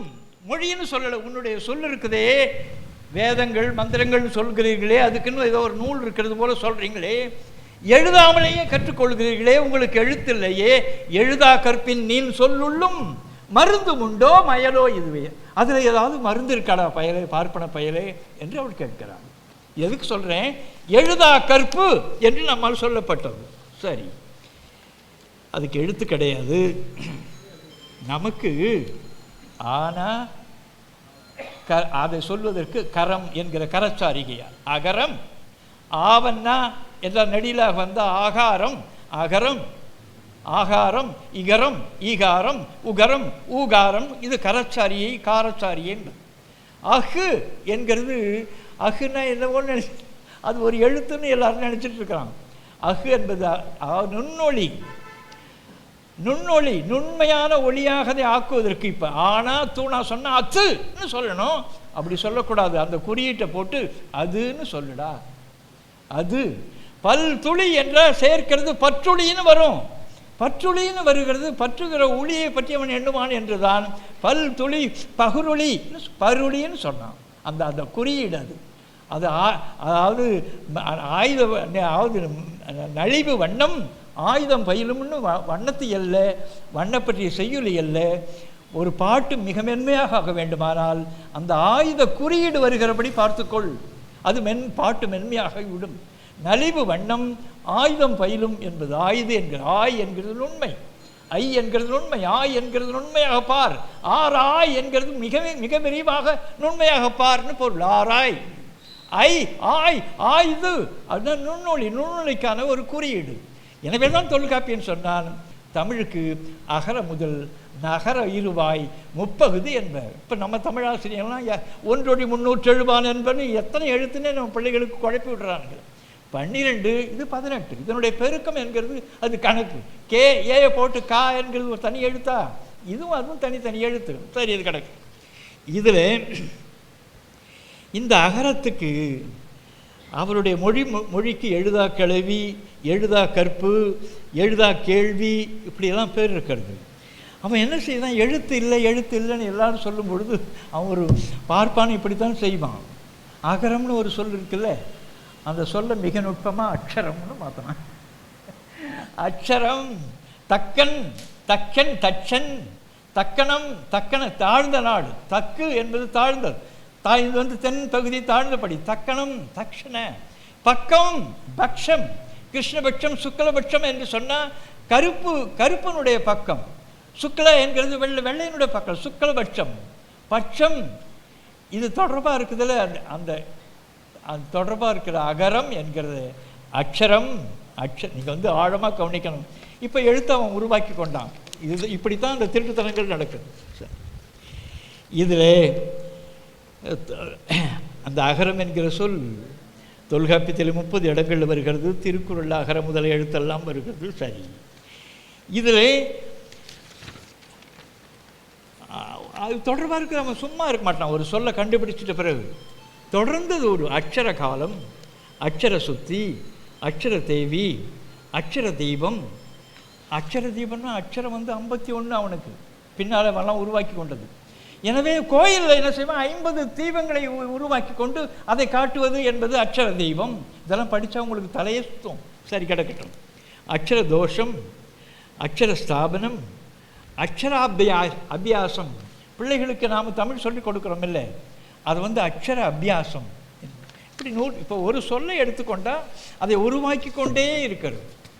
அதனால தான் உருவற்று போகட்டும் தமிழினம் என்றே ஓயாது உழைக்கும், ஒரு ஓயாது அவர்கள் உழைத்து கொண்டே இருக்கிறது. தமிழர்கள் உற்று கவனிக்க வேண்டும். சரி, கிடக்கட்டும்.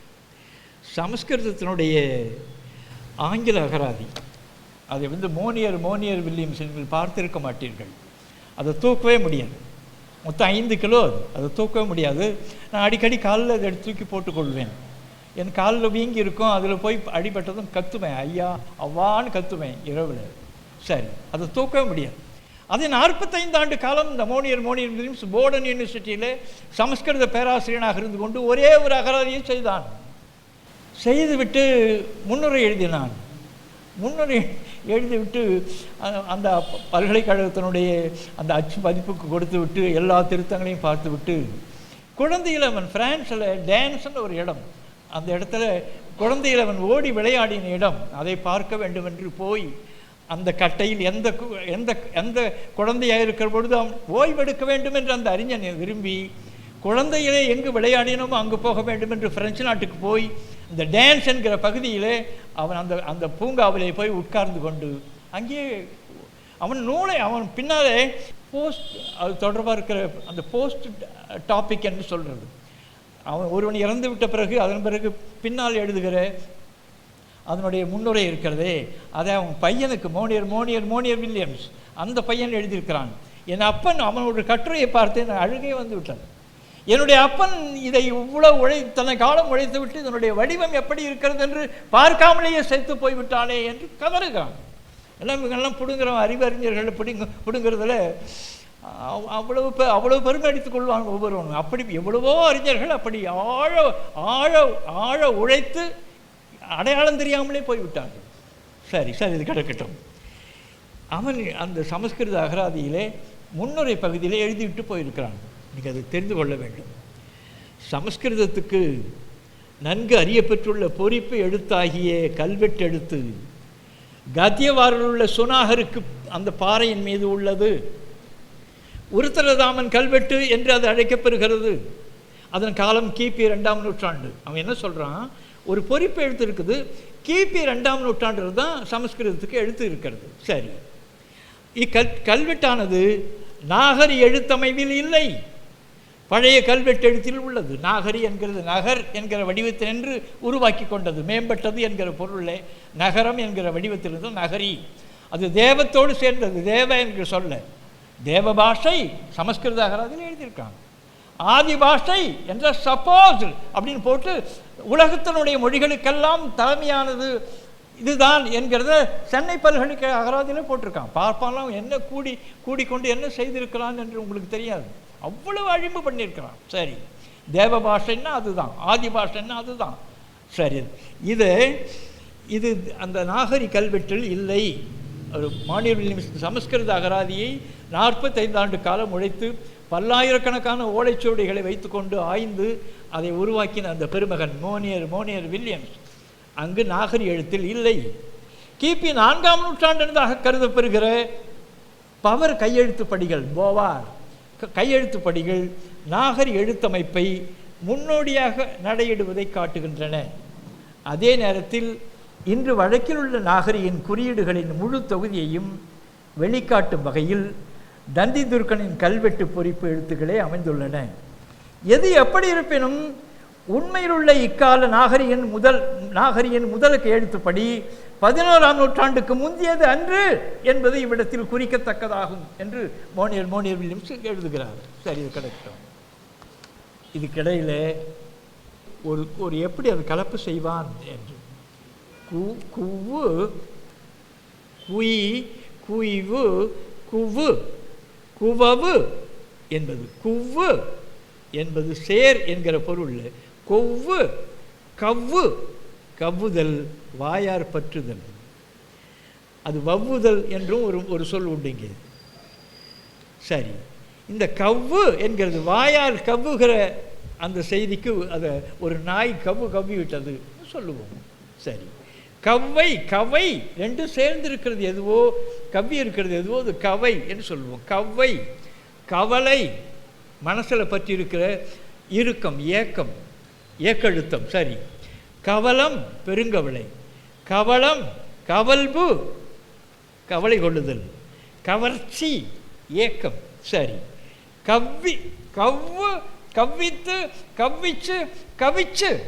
கவிச்ச கடை சொன்னால் அது பற்றுகிற புலால் நாற்றத்தை குறிக்கிறதுக்கு கவிச்ச கடை. சரி, கவர்தல் அகப்படுத்துதல், கவர்தல் ஈர்த்தல். சரி, கவர்ந்து உண்ணுகிற உணவு இருக்கிறதே அதுக்கு கவர்ந்து உண்ணு பேர் இலக்கியத்தில் வருகிறது.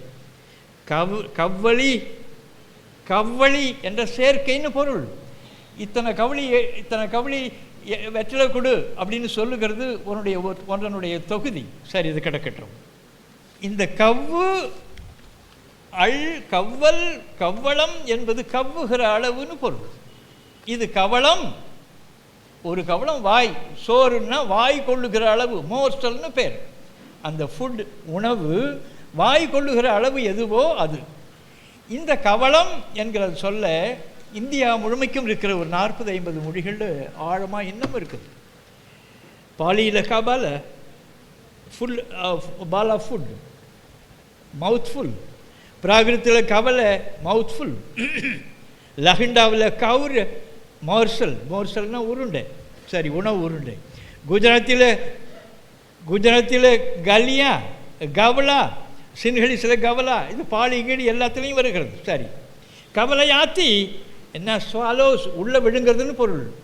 கவலை கரு என்பது செய்தல்னு பொருள், கருமம் என்கிறது செய்தல்னு பொருள், வினைன்னு பொருள்.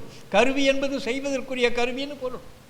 கரு என்கிற கிருன்னு ஆக்கி கொண்டு கவலை என்கிற வடிவத்தை கவளீகர, கபலீகர அபகரி என்றமில்லை, கரு என்கிற கவளீகர என்ற ஸ்வாலோ உள்ள விழுங்கிறது. நம்ம மொழியை வகையாக விழுங்கியிருக்கிறோம். அதெல்லாம் பின்னால் ஆவணத்தில் நாங்கள் பதிவு செய்வோம். சரி, குயி குயு குழு மக்கள் கூட்டம்.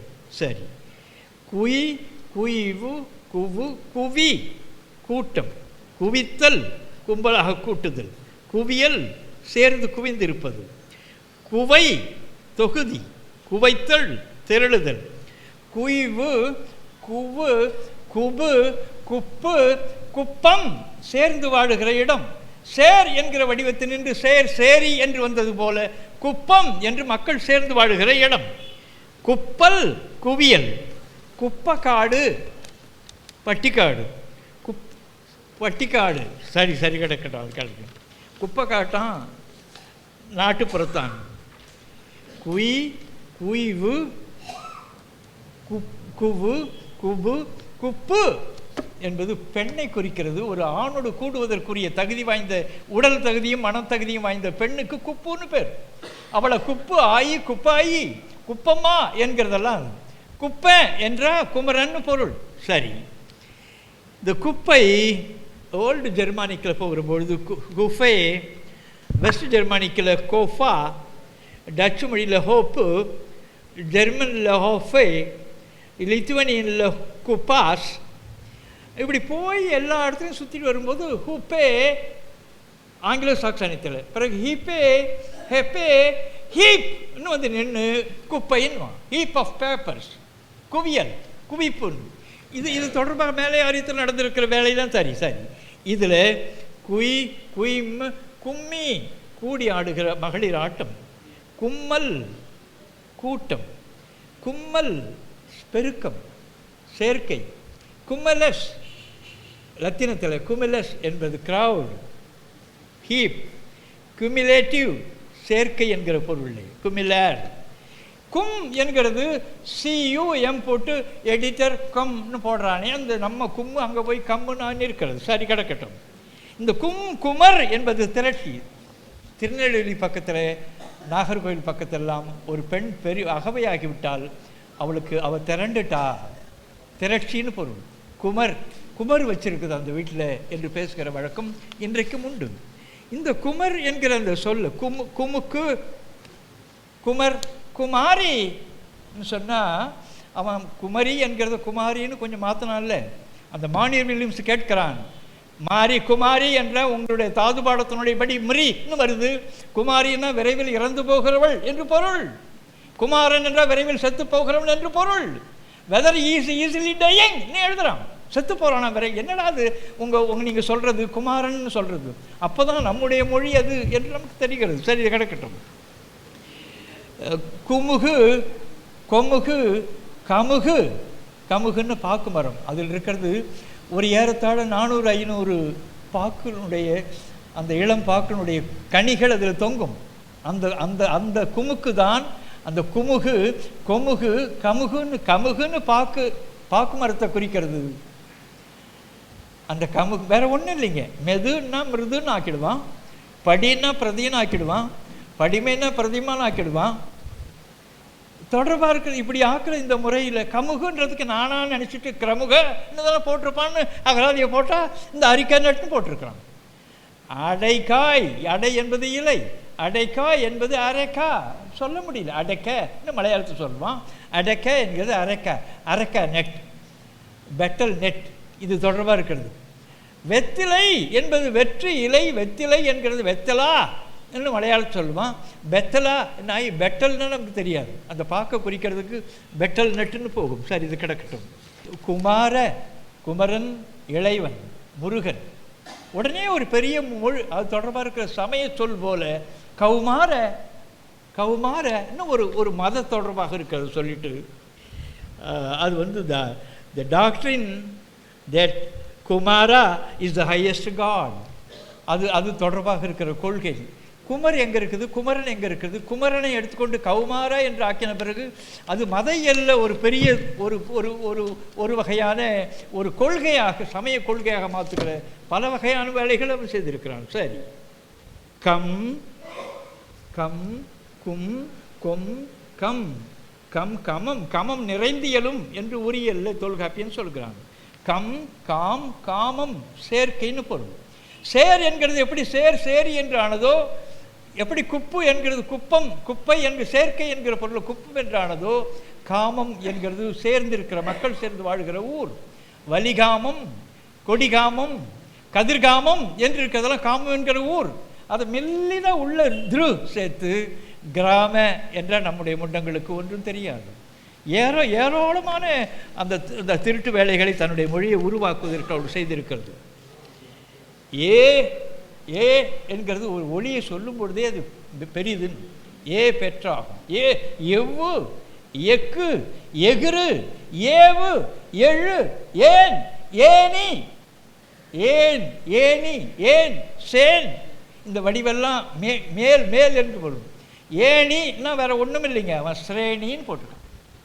ஸ்ரேணின்னா லேடர், ஏறுறதுக்காக இருக்கிற அந்த கருவி அப்படின்னு நம்மகிட்டே சொல்கிறான் ஸ்ரேணி. சரி, அதெல்லாம் ஏராளமான செய்திகள் இருக்குது, நான் வருவேன். சரி,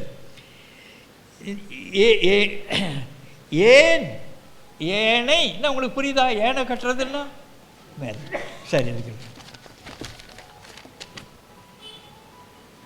ஏய் ஏய் எய்வு ஏய்வு ஏவு மேற்செல்லுதல் பொருள். ஏறுதல் மேலெழுதல்னு பொருள். ஏராளம்னு ஒரு சொல் இருக்குல்ல, இந்த ஏராளம்னு சொல் இதோடு தொடர்புடையதில்லை. நம்முடைய சொல்லில் அளம் என்கிறது உப்பு, அளக்கர் என்பது உப்பு மணல் மண் தொடர்பாக இருக்கிறது. அங்கே அளக்கர் என்று வருகிறதும் அளம் என்கிறது உப்பு அளம் உப்பளம்னு.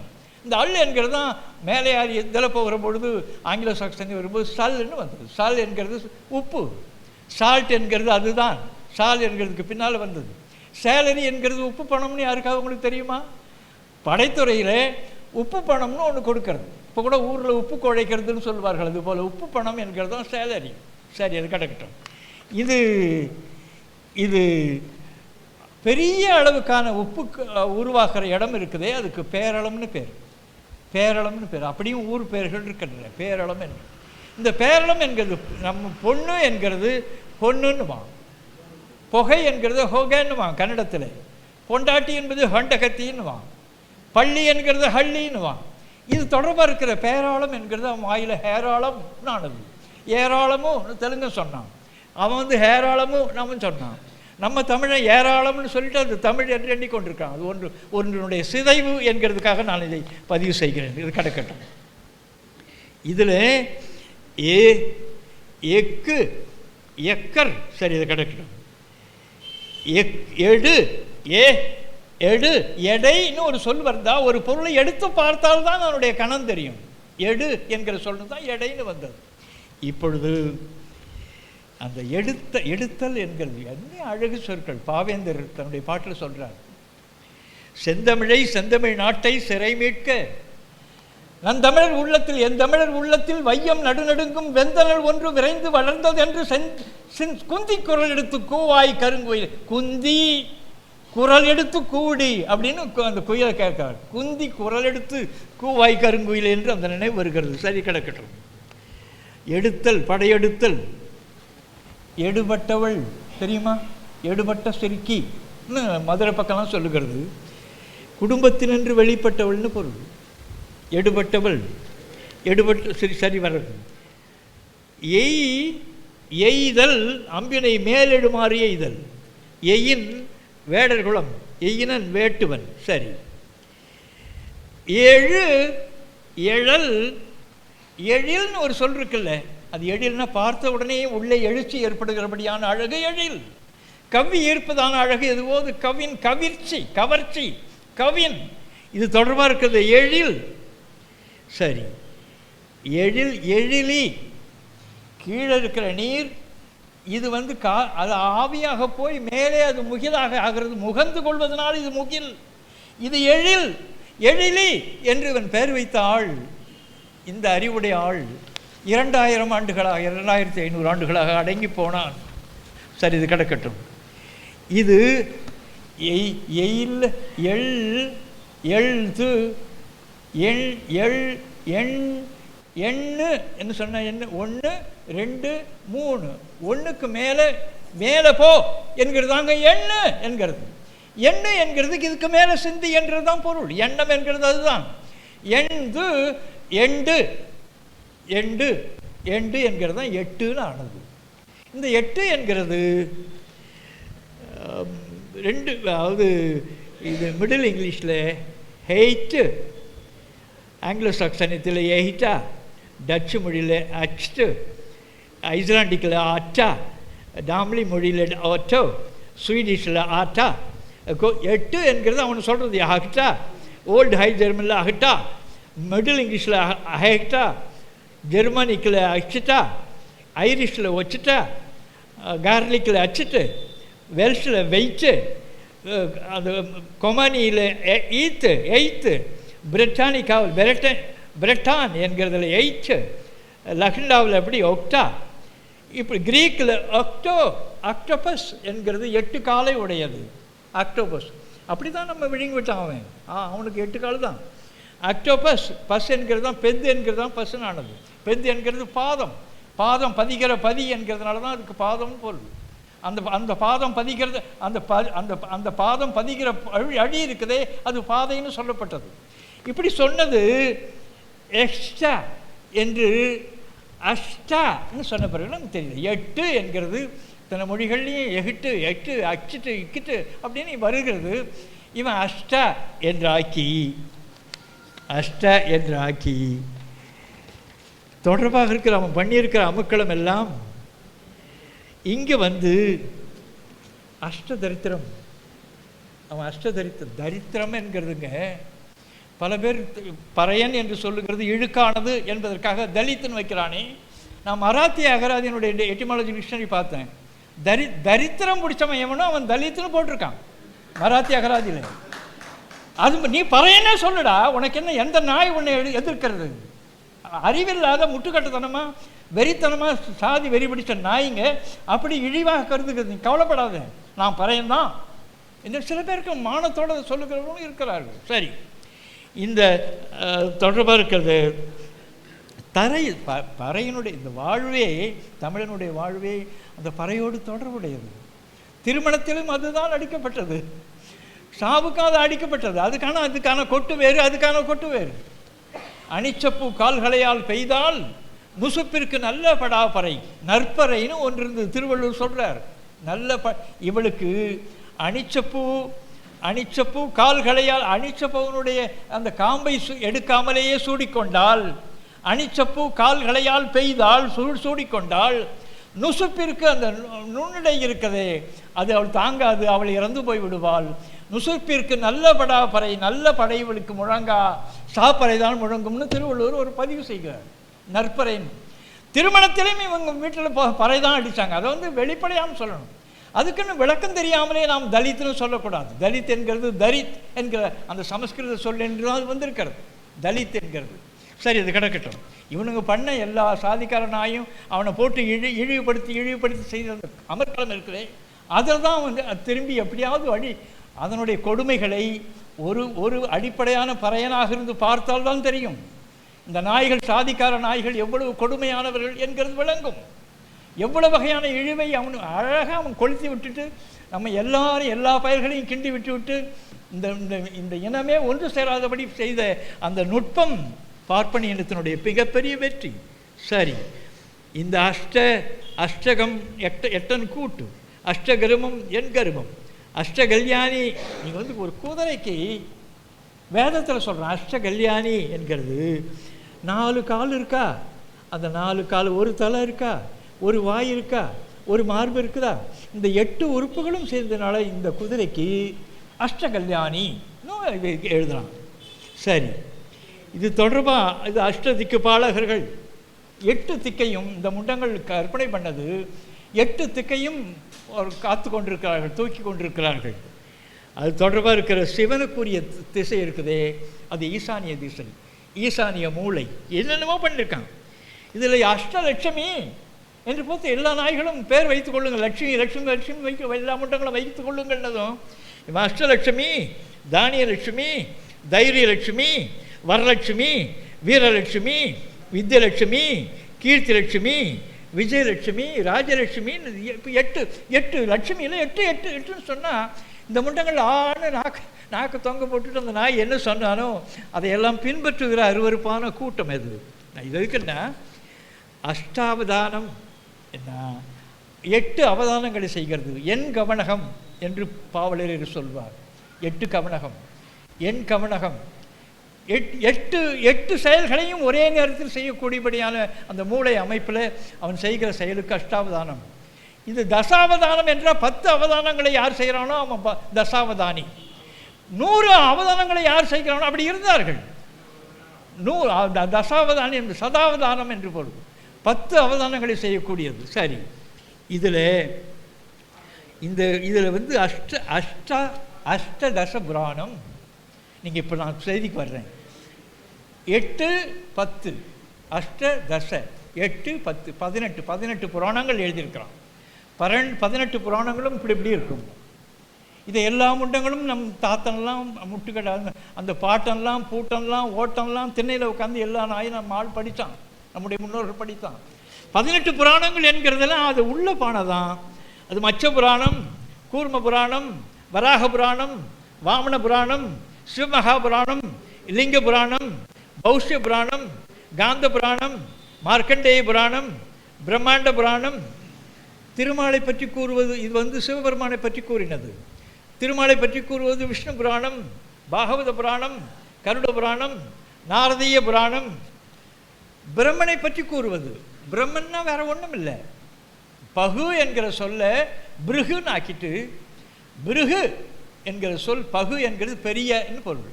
அந்த பகு என்கிறதே பக்கா பகா அசுரன் என்ற பெரிய அரக்கன்னு பொருள். பக்கா அழியாமன்னு சொல்றது. பகு என்கிறது பெருசு.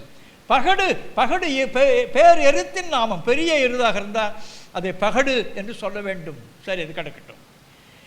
இந்த பகு என்கிற பிருகுனானதும் பெருவுடையார் என்று பெயர் இருந்த அந்த தஞ்சை கோயிலில் பெருவுடையாரை என்ன செய்யறது தமிழில் சமஸ்கிருதத்தில் பார்த்து பகு பிருகு பிருகத்தீஸ்வரர்னு சொன்னால் யாருக்கும் தெரியாதுல்ல.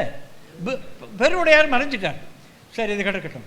இந்த பிருகு என்கிற அந்த வடிவத்தை எடுத்துக்கொண்டு பிருகவன் பகவன் என்கிற ஞாயிற்றை குறிக்கிற சிறப்பு சொல்லை ஆதி பகவன் முதற்றே உலகின்றாரே பகவன் என்கிறது ஞாயிறு. ஞாயிறு அந்த கதிரவனை வணங்குகிற வழக்கமுடையவர்கள் தமிழர்கள். அதனால தான் ஞாயிறு போற்றுதும் இளங்கோவடிகள் அந்த சிலப்பதிகாரம் செய்தார். பகவன் என்கிறத பிருகுவன் என்ற ஆகிதான் பிரம்மன். பிரம்மன் என்கிறவனுக்கானே அவனுடைய ஆள் தான் பிராமணன். இந்த வேதங்களுடைய விரிவுகளை எல்லாம் படிக்கிறதுக்காக இருக்கிற உரைநடை இருக்கதே அது பிராமணம் என்று சொல்வார். சரி, இந்த பிரம்மனுக்காக அந்த முண்டத்துக்காக பிரம்ம புராணம்.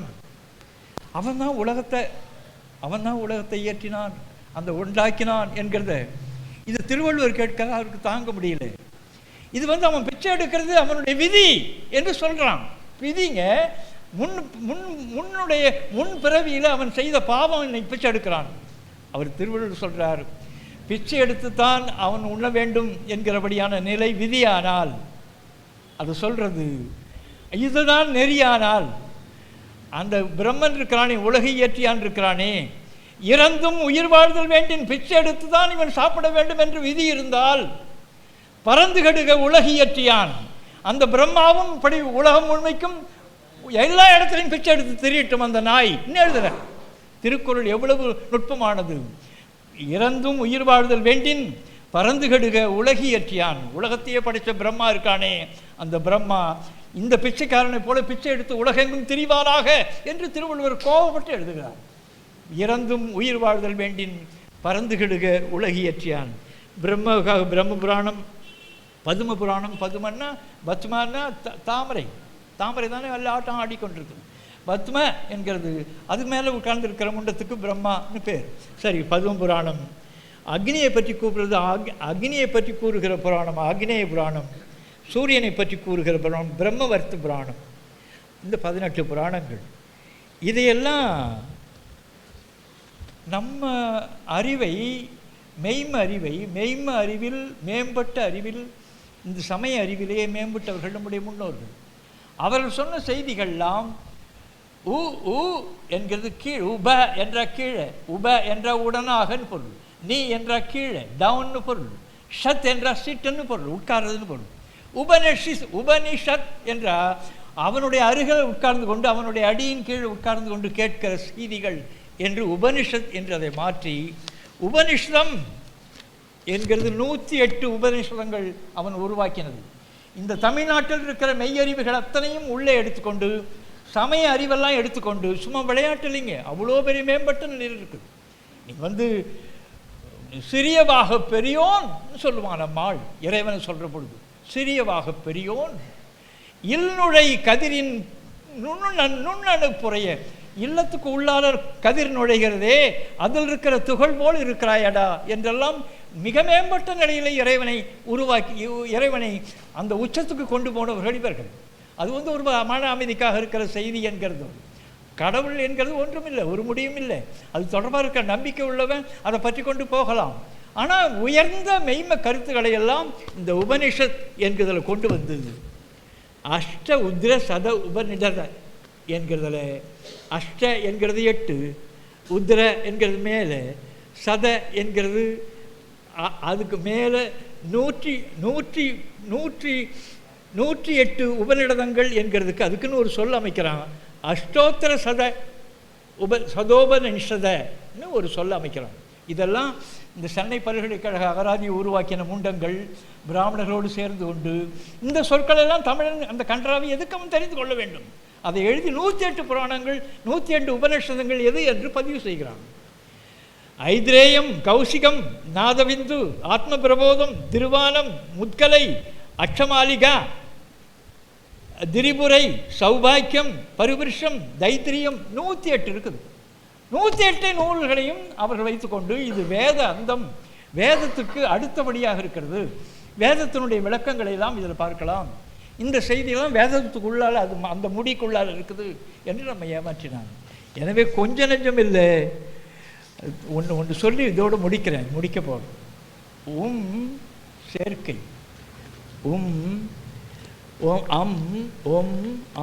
சேர்க்கை, அமலை சேர்க்கை, திரண்ட உணவு இருக்குதே அதுக்கு அமலைன்னு பேர். நிறைய இடங்களில் சங்கம் இருக்க வருது. சரி, திரட்டப்பட்ட சோற்றுண்டைக்கு பிண்டம்னு பேர். பிண்டம்னா அந்த பிண்டம் புண்டம்ன்ற சொல்லு தான் அவன் சரியான புண்டம் துணியான்னு சொல்லுவான். புண்டம் என்பது சோற்று உருண்டை, பிண்டத்தை குறிக்கிறது. இந்த புண்டம் என்கிறது பொண்டம்னு ஆகி பெண்டம்னு ஆகி பிண்டம்னு ஆன பிறகு அங்கே இந்த பிண்ட என்கிறது இது விதிர்களுக்கு படைக்கணும். விதிருன்னா வேற ஒன்றும் இல்லை, பித்ரு என்கிறது வேற ஒன்றும் இல்லை, பீட்டர் வேற ஒன்றும் இல்லை, பாதிரி. இந்த அப்பாவை குறிக்கிறது பிதா. இது தொடர்பாக இருக்க முன்னோர்களுக்கு செய்கிறது, அந்த பிதிர்களுக்காக செய்கிற சிரார்த்தம் என்றெல்லாம் சொல்லி இது தொடர்பாக அவங்களுக்கு பிண்டம் படைக்கணும் அப்படின்னு தொடர்பாக கடற்கரை அந்த ஓரத்தில் ஆற்றுகள் ஓரத்தில் உட்கார்ந்து கொண்டு இந்த பிராமணர்கள் பெரிய மக்கள். நான் சொல்கிறேன், என்ன ஒரு சாவு இருக்குது, நான் போகணுன்னாரு. நான் அவனை ஒட்டி கொண்டே வந்தேன் பல்கலைக்கழகத்திலிருந்து, கும்பகோணத்தில். இது அங்கே ஒரு சாவு உள்ள அவன் பிராமணர்கள் செத்துப்போன ஒருவனை நடத்துகிற இழிவு இருக்குதே, கற்பனையே பண்ண முடியாது, அவ்வளோ இழிவு. இவனை தூக்க முடியாது இல்லையா, தூக்கி கொண்டு சுடுகாட்டுக்கு மட்டும் போக முடியாது என்ற உடனே 3 இடத்துல இறக்கிட்டு போவான். அப்படி 3 இடத்துல இறக்கிட்டு போகிறது சாங்கியங்க, சடங்குங்கன்னு ஏன்னா தூக்க முடியாது. அதை ஏதோ ஒரு சின்ன இது போல் கட்டி, ஒரு ஏனை போல் சின்னதாக கட்டி கொண்டு தூக்கி கொண்டு ஓடுவானுங்க, அவமானப்படுத்துவானுங்க. நான் போன இடத்தில் அந்த படுக்கை இருக்குது, அவன் மேலே போத்தி வைத்திருக்குது, முகம் மட்டும் தெரியுது, அவன் வாயில் வெத்தலை சொருவி இருக்கிறாங்க, பெரிய நாமம் போட்டிருக்கிறது. அதுக்கு பக்கத்தில் ஒரு கிழவன் உட்கார்ந்து கொண்டிருக்கிறான். அவனுக்கு ஒரு 70-75 அகவை இருக்கும், மிகப்பெரிய இலை போட்டிருக்கிறது. இது பிராமண வீட்டில் நடக்கிறது. கும்பகோணத்துக்கு உங்களுக்கு வாய்ப்பு இருந்தால் போய் பாருங்கள். அவன் என்ன செய்ய, அவன் எதிரில் ஒரு 10 ஆளுடைய உணவு இருக்குதுங்க. 10 ஆளுடைய உணவு போடப்பட்டிருக்கிறது. அவன் வாரி அவனுடைய உடையில் அந்த பிணத்தினுடைய உடையோடு தொடர்புபடுத்தப்பட்டிருக்கிறது. தொடர்புபடுத்தி ஏன் அப்படின்னு கேட்டேன் நான். எதுக்கு இந்த முடிச்ச அந்த பிணத்தோடு அவனுக்கு அந்த ஐயாவுக்கு போட்டிருக்கிறாங்கன்னு கேட்டேன் நான். இல்லை, இவர் சாப்பிட்றது தேவலோகத்துக்கு போகணும் இல்லையா, அவருக்கு அங்கே போகிற பொழுது அவர் சாப்பிட்டுட்டு போகணும் இல்லையா, எனவே அவருக்கு உள்ளால் இது போகுது, அதுக்காக சாப்பிட்றாரு. இது என்ன என்று கேட்கிற பொழுது அதில் தான் ஒரு பிராமணன் என்னிடம் சொன்னாங்க, இதுதான் சபிண்டை, இதான் சபிண்டை. இப்படி சாப்பிட்ற ஆள் இருக்கானே அந்த பாப்பான், அவனுக்கு சபிண்டை பாப்பான். இப்போ சவுண்டி பாப்பான்னா என்னன்னு தெரியுதா உங்களுக்கு? அவன் செய்த அமுக்களும் கொஞ்சம் நெஞ்சம் இல்லை. அது இன்னும் ஒரு 4 கூட்டத்துக்கு இடையில் படிப்படியாலே சொல்லுவேன். ஆவணத்தில் முழுமையாக பார்க்கலாம். வணக்கம், நன்றி. உன் கடவுளை விட, உன் சாஸ்திரத்தை விட, உன் முன்னோரை விட, உன் வெங்காயம் விளக்கமாத்தை விட உன் அறிவு பெருசு, அதை சிந்தி.